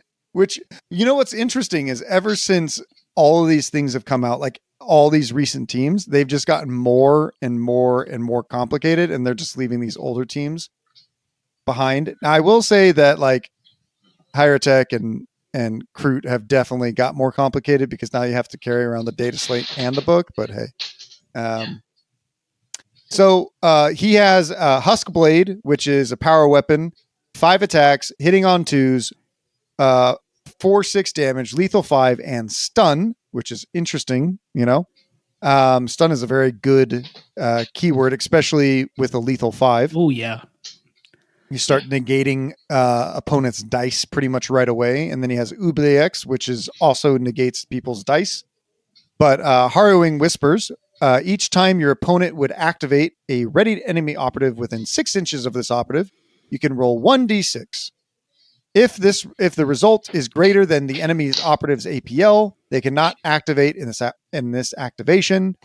And if there were no enemy operatives eligible to be activated, this ability has no effect. So it's very...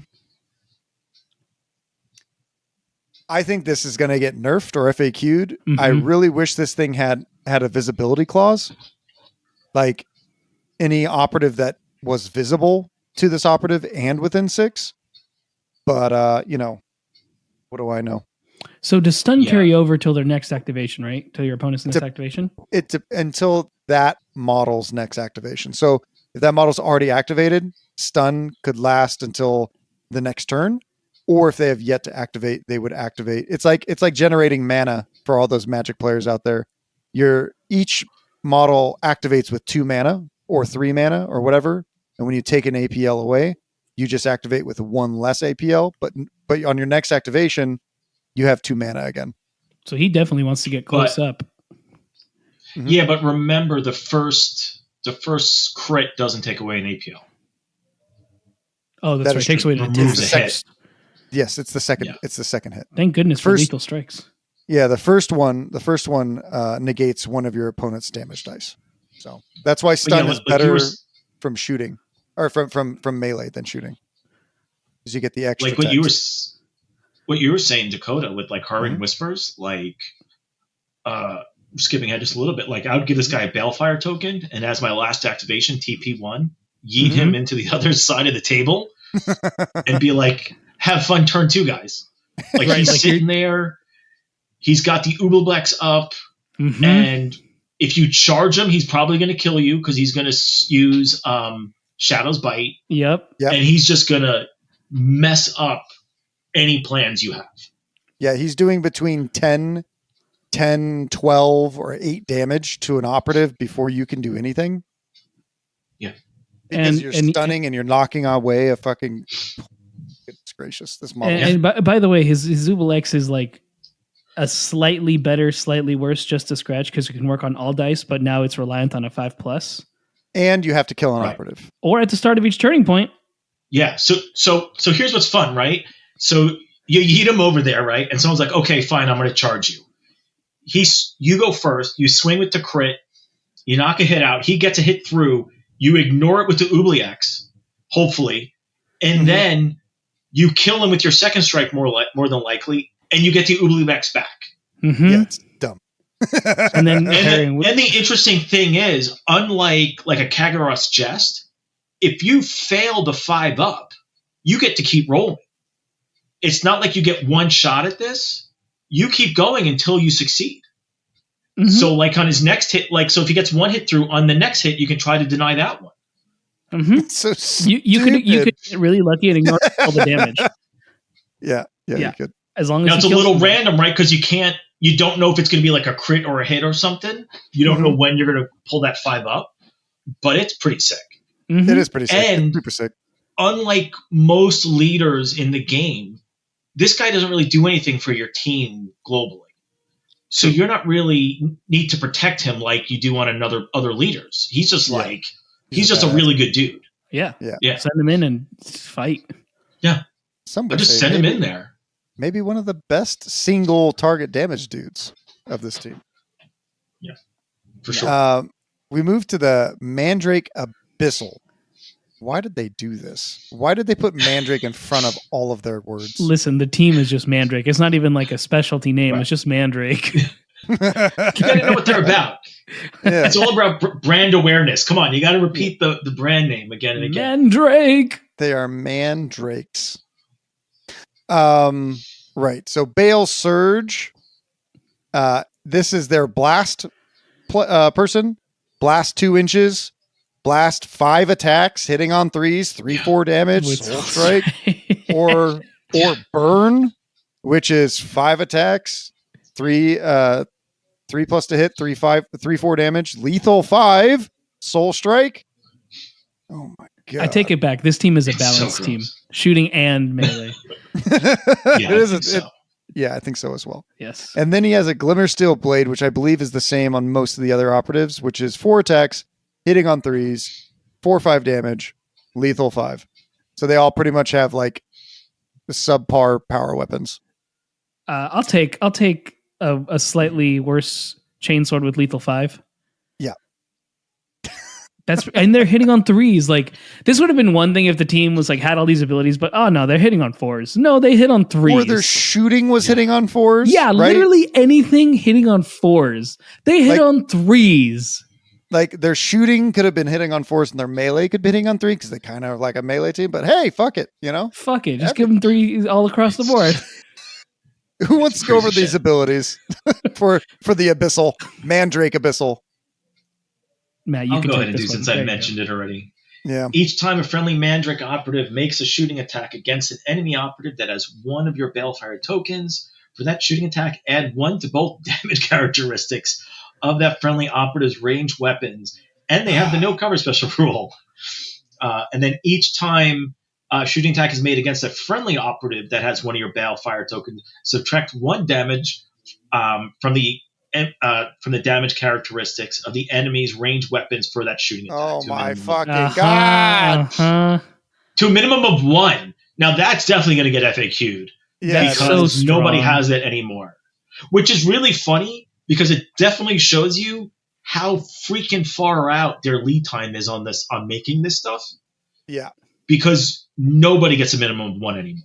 Well, also like we also don't know when this team was developed. I've heard things before, Right. like sometimes teams are made like 2 to 3 years in advance, and sometimes teams are like made not that soon in advance. You know, like we don't know. I think it's Yeah, all up to but for- marketing and when the marketing's going to put it out. Right. But for them, I mean, they were printed, right? Because like even if the team was made, but the stuff wasn't printed, I think they would have fixed it. Yeah, you're right. But it Yeah. shows how long ago this stuff was printed.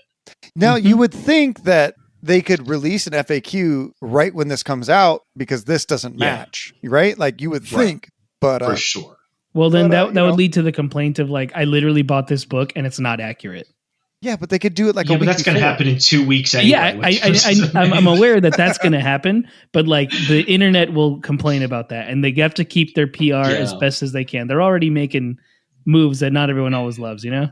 I mean, we already know that Games Workshop makes models 5 years in advance on average, so that these models were made a long time ago, or at least they went into production a long time ago. So, I mean, it's interesting. It's interesting. What about this Wreath and Balefire that for 1 AP, Matt? His unique action, because that's just his fucking ability. You give an operative that is visible, mind you, not line of sight, just visible. You give them one of the Balefire tokens. Mm-hmm. Oh, so it works on Beta and Decima. Cool. Yep. All right. Yep. Can you see the Yep. model piece? All right, it's visible. Yep. Oh. And that lasts until the start of this operative's next activation or until you kill him.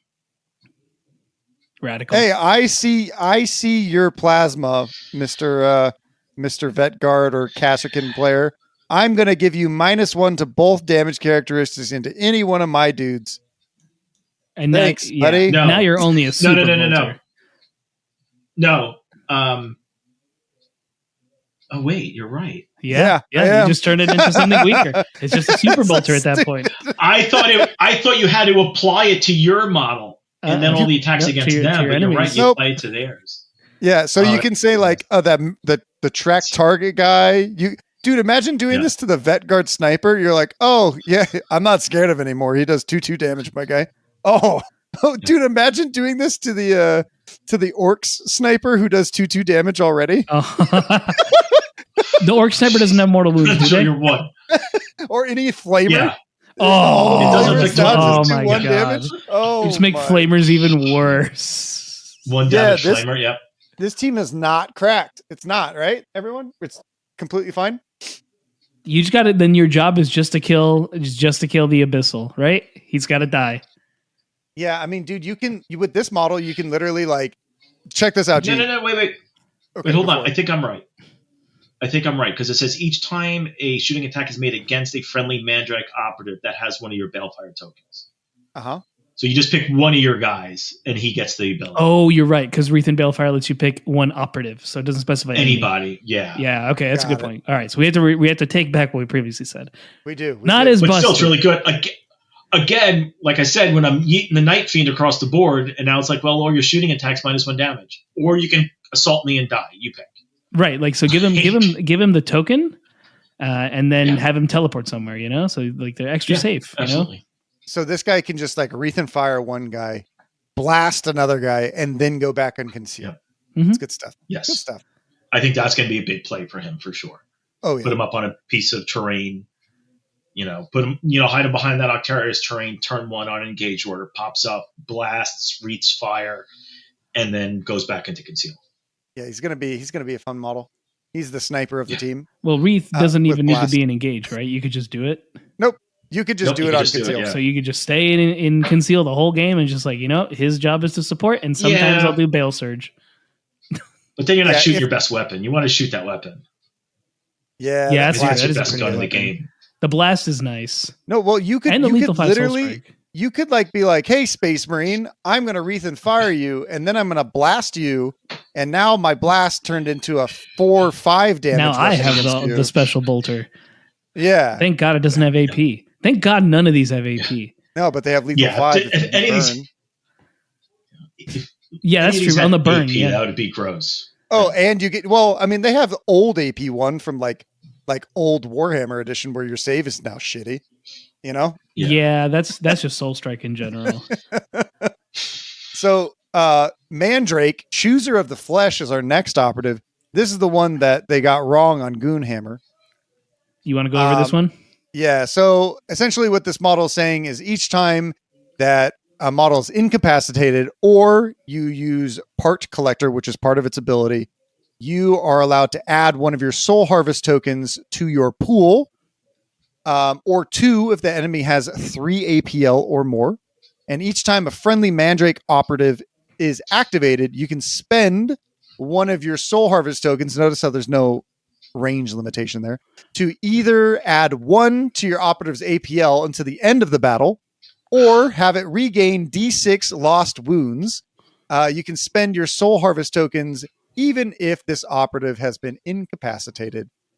So Part Collector means if anyone ever falls back from engagement range with this model, not only do you get a token, but you also suffer D6 mortal wounds before it moves. Good stuff. And then if you kill him, I think you get 2 incapacitated tokens. No, Maybe? wait, hold on. They have to die from the Part Collector. Yeah, you have to kill them Oh, from your do they close have to combat die? or Part Collector. Yeah. Yeah. Okay. So the D6 mortal wounds has to kill them. Okay. So if the model dies from this particular model, now if in the best case scenario, you can only ever give out +4 APL or 4 healing things or so on and so forth. But what they get wrong in Goonhammer is they're saying that you're allowed to hand out more APL to a model and makes a model 4 APL or 5 APL. That is not the case, everyone. You can only ever modify your APL by 1 in the positive or negative. Now you can give that person multiples, right? If somebody if you have a 3 APL model, somebody terrifies him like a Reaver, gives him -1 APL, you can give them another one. They can always count as higher, like with a banner. Like you can have somebody with a banner like counting as 4 or 5, but like this, you can only ever give 3 APL to one of your own models. So that's important. But so he has a Bale Blade, which is a little bit different than the other Glimmer Steel blades that we've seen. Yeah, he lets it rip. Beyblade. Yeah, 4 attacks, 3 hitting on 3s, 5-6 damage, brutal, lethal 5, and reap 2. Get Ooh. Oh, you know what? We didn't mention their basic stats. Oh yeah, we should probably do that. Yeah, they move 6 inches. They got 2 APL, no GA or GA1. They roll 3 defense dice. They have a 6-up save and 8 wounds. There you go. Yeah, but they have invulnerable 5/4. Yeah, Right. So Who wants to take the man? Dude, the amount of reading we have to do for each of these individual operatives is fucking insane. Who wants to take Mandrake Dirge Maw? I'll take the Dirge Maw. Cool. All right, so he's got your standard Bale Blast. He's got a Horrifying Scream, 5 attacks, 2 up to hit, 2 damage, so range 6. Indirect with Soul Strike. Mortal Wounds 2 and stun, so he has like a weird sniper. That's not really a sniper. I'm hoping that they do this to all flamers. I hope all flamers get indirect in the future. That actually would be pretty dope. Yeah, but he doesn't have torrent. Oh, you're right. Yeah, I'd rather have indirect than torrent though. But I would still hope that like flamers get something indirect. to give them a reason to take flamers more often outside of just playing novitiates who have to take it. Mm-hmm. So Mortal Wounds 2 and stun, which is nice. You could combo that with some other abilities this team has, and a Glimmer Steel Blade, which is just your standard 4 attacks, 3's a hit, 4/5, lethal 5. Now their abilities is what we want to look at. So we'll start with Hunting Focus. Once in each strategy phase, when it's your turn to use a strategic ploy or pass, you can use this ability instead. If you do so, select one enemy operative for this operative to focus on until the end of the turning point. When your opponent would activate that enemy operative, if this operative is ready, you can activate this operative first. If you do so during this activation, you cannot select any other enemy operative as targets for combats or shooting attacks made by this operative while that enemy operative is in the kill zone. Whoa, an out-of-sequence activation, though the caveat is you do have to target the thing you've chosen. Still really good. Yeah, it's almost like, both teams have something like this, right? This to me is an assassin character. Like you go hunt somebody and then you go, I'm going to activate the thing. I'm going to try to get all my mortal wounds off right now. Like you really go for it, you know? Mm-hmm. Yeah, he's like great for like eliminate guards, right? Yeah. Because you pick the guy you're trying to eliminate. So now he's like, well, if he tries to move that guy off away or to hide him, I was like, no, I'm going to go first. I'm going to kill you. Right. So you can almost guarantee getting it, which is nice. Yeah. And then he has a para-idolic projection. I think I pronounced that right. Select one enemy operative within shadow or in this operative's line of sight. So now you have to, tell your opponent, hey, this is how shadow works, just in case. So just letting you know. Until the start of that operative's next activation or until this operative is incapacitated, whichever comes first, that enemy operative is treated as being injured, regardless of any rules that would say it can't be injured. So I believe that affects Gellerpox is one of the big ones that comes to mind. And Gellerpox have a similar rule. Right? So they get to do that. And its APL cannot be positively modified. And then you remove any positive APL modifiers that they would have. This operative cannot perform this action within engagement range of an enemy operative. So he looks at the veteran guard demo man and says, "Get fucked, my guy." Mm-hmm. That's pretty cool. Like it's a good way to slow them down. Make them hit worse, Mm-hmm. It's really good. And it's anybody on the table if they're in shadow. And what's crazy is that... Or visible. And what's crazy is like... No, line of sight. Oh, line of sight. Yeah, line of sight. Yeah, so it has to be a viable shooting target. But it's still like... It's still really strong. And you only have to use that. You only have to use that in very certain matchups because it doesn't matter for all different teams, right? So, Yeah, he's your assassin. Dirge Ma is the assassin. Yeah. Interesting. He wants to take the complicated one. Shadow Weaver? Yeah. You want to do this one, Matt? Sure. Shadow Weaver. I just pawned that shit off. So he's got basically standard shooting attack and standard weapon with a Bale Blast and a Glimmer Steel Blade. Uh-huh. And then the fun starts. Shadow Portal. Any number of friendly operators can perform a shadow passage each turning point if they start that activation within circle of 1 or 2 inches of your Shadow Portal tokens and finish within circle of the other. See Shadow Portal on right. This does not prevent one operative from performing the shadow passes action as normal. You can use this ability even if this operative has been incapacitated. So he basically puts down a little globe of gloom. Mm-hmm. And here's how he places them. Open Shadow Portal. Remove the Shadow Portal tokens, if any. Perform a free Shadow it's AP2, so it's going to be all his activations. Mm-hmm. Shadow passes action with this operative. If you do unless you give him an extra APL. Yeah. From your homie. Place one of your Shadow tokens within 2 inches of this operative. So basically, he makes a big hole in reality, and everyone can run through it if they are close enough. Which can be pretty sick, which, like you said, you can move your entire team into someone's deployment zone turn 1 with this guy. Yeah. We're all in your deployment zone. It's amazing. It's so fun. Well, no, you can't put him on advantage because you won't be within shadow. Oh, you're right. You have You're to right. be- You have to be on the yeah, ground. My bad. Yeah. yeah. Unless it's But like it's great chop. on Into the Dark, you know? Yes. Yeah. Oh yeah, for sure. Like when I was looking at it is, you put him, he portals to their nearest door, right? On the other side of it, he's down. Next guy portals in, he opens the door. Okay, he's done. Next guy goes in and they start just running through or doing whatever they want. Now and charge, I Because guess they Shadow can't charge Passage through the only portal. costs 1 APL. So I guess you could move through the Shadow part. Yeah. Yeah. But I mean, you could do all sorts of craziness with this. Mm-hmm. Like, or you just shadow portal everyone behind like the one door, and they're all just waiting there. Well, you could for Shadow turn two. Portal. Then you could like throw your fucking blast. Like, imagine doing that to like You Colt, can't shoot. know? Oh, You can't Right shoot. once you come out of shadow. can't Exactly. shoot. Thank God. God. Yeah, you can't shoot, you can't charge, you can't fight in combat. There's not a lot you can do after you shadow. Okay, yeah. They You had can the do foresight mission to think that. actions. Mhm. Still, yeah. Yes, Imagine for just sure. going Otherwise, yeah. Pain in the ass. Yep. Okay. well, also remember you have to be on conceal. So even if you could shoot, you couldn't shoot because you have to be on conceal when you That's shadow true. passage. And now I believe the shadow passage says you just can't shoot once you come out of shadow, correct? Or when you go through it, I right? believe that's right. It cannot make also- shooting attacks till the next turning point. But you know what you can do? You can charge from conceal. No, because you use a move. No, you action to can't. move through it. Oh, because you it's use the a move move action. action. You're right. Never mind. So- It counts so as an No interesting matter thing what is that happens. what you could always do, right, is you could always put it near an objective, and then you can always wait for a late game ploy that somebody has to stay near a portal where you might on turning point 3 move a guy through the back so you can try and take something like late game or something like So- that too. So It was really funny. We were talking about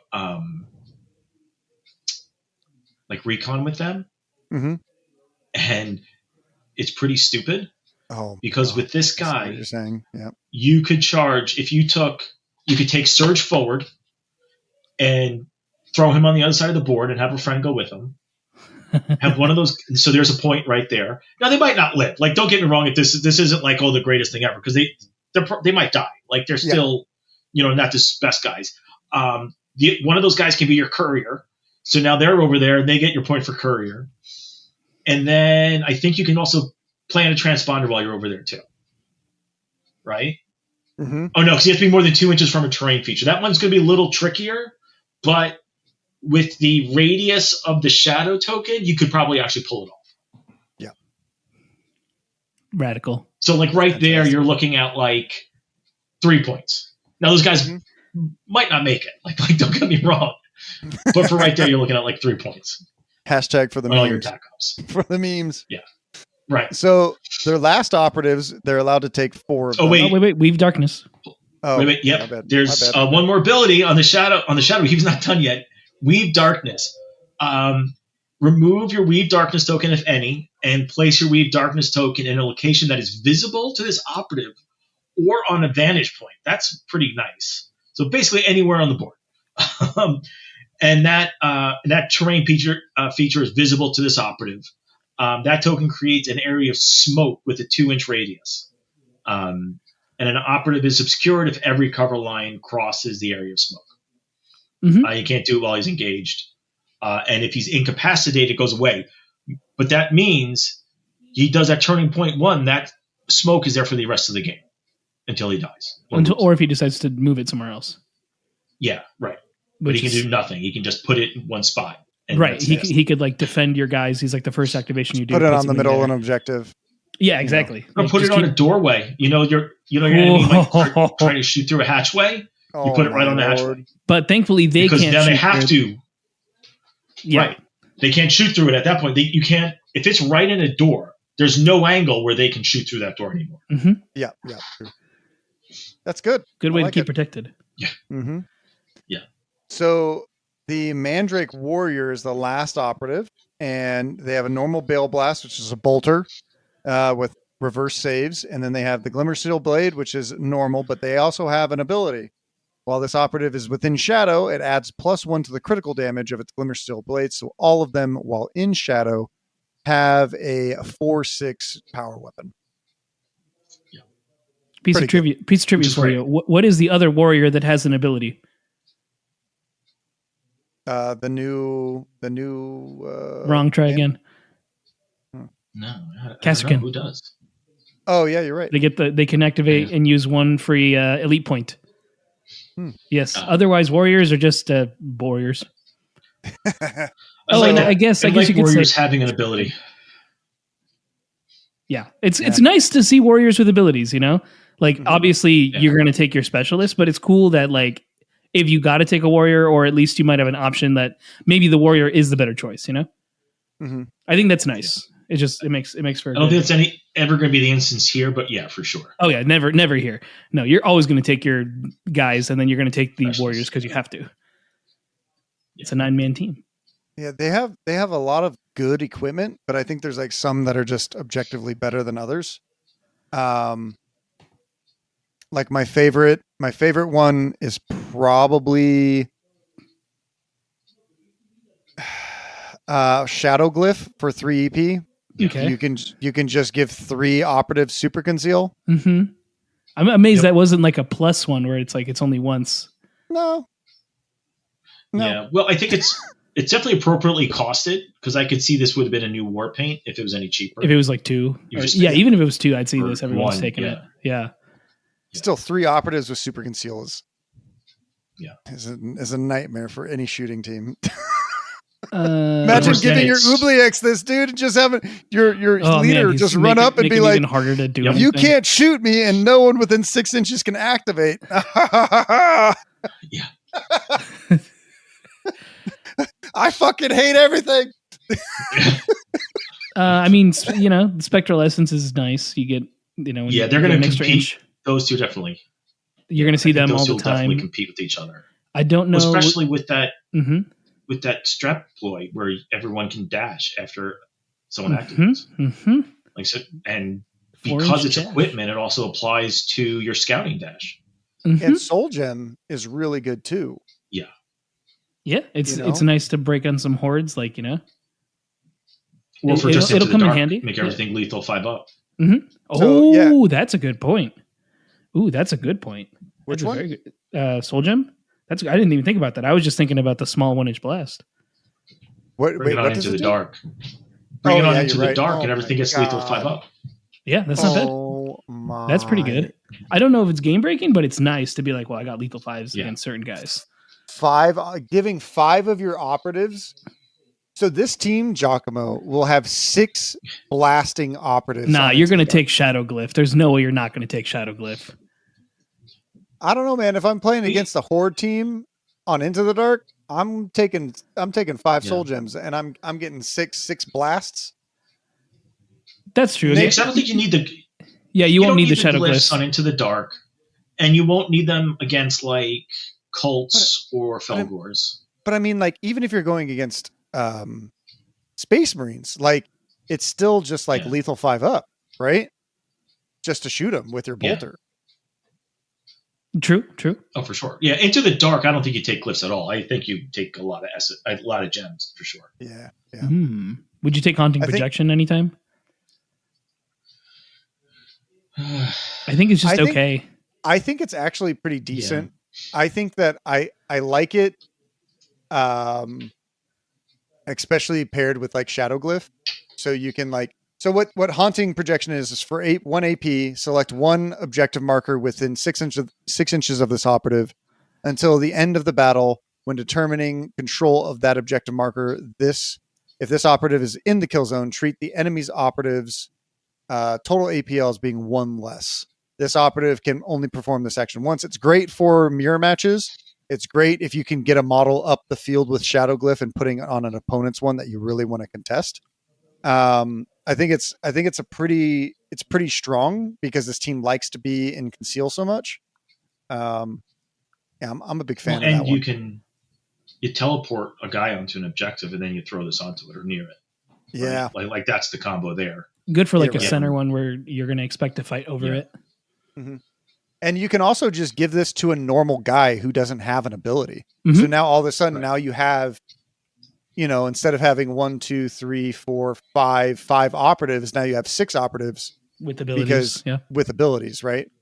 And sometimes you're not going to charge, or sometimes you're not going to shoot all the time. So you can do this while in conceal. You know, pretty Right. strong.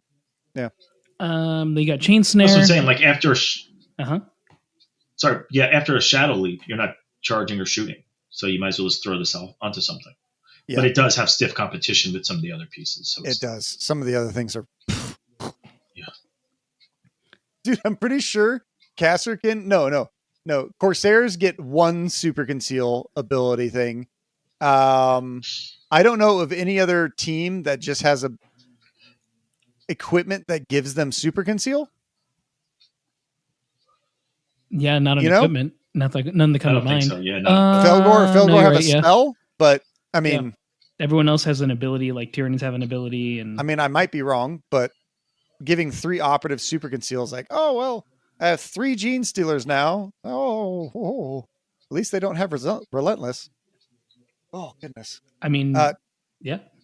Yeah, chain snares are basically you can't really fall back. They make it much harder to fall back, and then you have bone darts, which are I think that this Terrible. is great. It's I think they're limited, silent, whatever. Yeah. Oh, they're limited. terrible. That Yeah, makes them that's way the problem. worse. It's like it makes it worse because it's limited. Ah, I just want to They're point out limited and they chain. don't have. Uh-huh. They're limited and they don't have the soul strike ability. Right. It's Yeah. literally So, not like, nearly as in the good. 6-inch. It's I think- terrible. I think this would have been better if it wasn't limited, just because like for teams that have like a ton of shooting, you could move a bunch of people up on conceal, throw a bunch of darts at operatives. But I mean, ultimately, that's not what this team wants to do. This team wants to fight. No. So No. I just want to point out that chain snare is exactly the same as it is going to be for Night Lords. amazing. Yep, Amazing. literally the Yeah, same. basically, these are like I'm at 9 points and I have an extra point to spend. I'll Bone just dart. put a chain snare on somebody. No, So- you put a chain snare on somebody. You don't bone dart. Oh no, then you would take, assuming you didn't already take haunting projection, you take haunting projection, triple glyphs and Well, a but that's haunting 2. projection. Well, there's Well, I'm haunting saying projection. if you have, Oh, it's 2. Yeah, I'm just saying if you were taking triple glyphs or the math works out where you have right. 9, then you take chain snares. Like that's why that's there basically. I think you take like haunting projection. Well, you could do chain snares Shadow with the one glyph, ability, and like then- you combo that with haunting manifestation, so that way you kind of can always hold on to that opponent. Well, it's a roll, but I think, yeah, that's true. But it's That's a roll. that's so like it's the not a only time you'd guarantee. really want it. Exactly. Otherwise, it's like I don't really know Yeah. if you do want this. Well, then they just fall back for 2 EP and you charge them again. Yeah. Yeah. Well, that's what I'm saying. I think the only way I would take this is if I was at 9 EP. I'm just going to throw it on a guy because why not? It's better. Chain snare is better than bone darts. So Yeah, For sure. Bone darts are there. I think that you take like haunting projection, shadow glyph, and like 2 soul gems, or you take I would take spectral shad- essence. Shadow. Yeah. Like I think it's a toss up. I really think it's going to be match determinant. What are you going to want to do? If I'm playing goats, it's going to be, probably some gems or something, because I don't really care about dashing faster towards them, and I don't Or care about glyphs. conceal orders. Yeah. Yeah. So I think I think they got a really nice set of equipment. I think it's good. I mean, there's 1, 2, 3, 4, 5, 6 choices. I think 4 are very good. But they're appropriately costed where you really have to think about what you want. It's not like you're going to spam one or the other like with goats, right? Like, or other teams. They have a really good piece of equipment and you're just going to spam it. Whereas these guys, you're going to have to think about what you want to do and what's going to help you achieve that. Yeah, this team's charge range is out of this world with That combo. with that creeping horror, and then the charge and the spectral essence. It might be the longest in the game. It would be 4 plus 8, 9 plus 4 plus 9, so 15-inch charge range. Yeah. In best case Yep. scenario. Best case scenario. Well, like I was saying, if you do the scout move first with a guy with this, you have a 16-inch charge range turn 1, which is the whole board. Really, what it comes down to. Ooh, that's And- pretty rough. When you make that charge, you spend a CP and you just move all through the terrain. So that's not Yep. even going to slow you down. So you will have to spend a little bit to do it, but it's still pretty worth it. Sure. So it looks like we took a little long doing our fawning over these evil, dark shadow elf fiends. So we're going to end this episode here, and then we will post Nightmare, Kill Team. What is this team called? Nemesis Claw? Yeah. Dark Night Lords. Gee, when are we going to post this? Thursday or Tuesday? Thursday. It'll come the same week, so you don't got to wait too long. Amazing. So, Matt, do you have any other shout outs other than buy your tickets to Nova now so it sells out? Yeah, that's about it. Buy your tickets now. Nova is kind of flexible with their event sizes, which is a double-edged sword because if we don't sell enough tickets, they might take space away. So definitely buy earlier is always better. And even if we sell out, then I can say, can I get some more space and make this thing even bigger?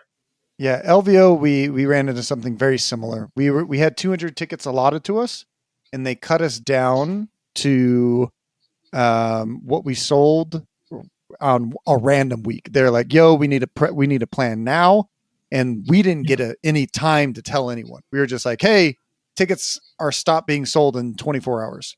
So it's really important that everyone goes out and buys tickets now, so that Games Workshop and Matt can plan to how big this event is going to be, because it's really important for TOs to know how many people we're going to have. Pretty important. So yeah, and that's just planning your life. Get your life together, guys. Yeah. All right, G, do you have any shout outs? Yeah, I do. So you can find me on Instagram at wargaming_studios, where I'll be painting models. That's what I'd like to do there. Again, that's wargaming_studios. You can join us on our Discord and join the conversation there. Tell us what you think about this episode. Or if you have a take that you want to share with us, feel free to do so there. We're always active. The community's pretty alive on that spot, which we really enjoy. And if you want to help us out on a more personal level, you can find us on Patreon. Patreon providers really make this come to life, and we really appreciate it. And if anyone wants to, if somebody can't provide on Patreon, go ahead and give us a 5-star thumbs up, or on Spotify or whatever device you're listening to, because it costs nothing to you, but it does help out the show. Or you could go to our YouTube you could go to our YouTube and subscribe there, because we're going to be giving out a lot more stuff for everyone. On our road to 1,000. Yeah, on our road to 1,000 on YouTube. But until next time, everyone, until Thursday. See you then.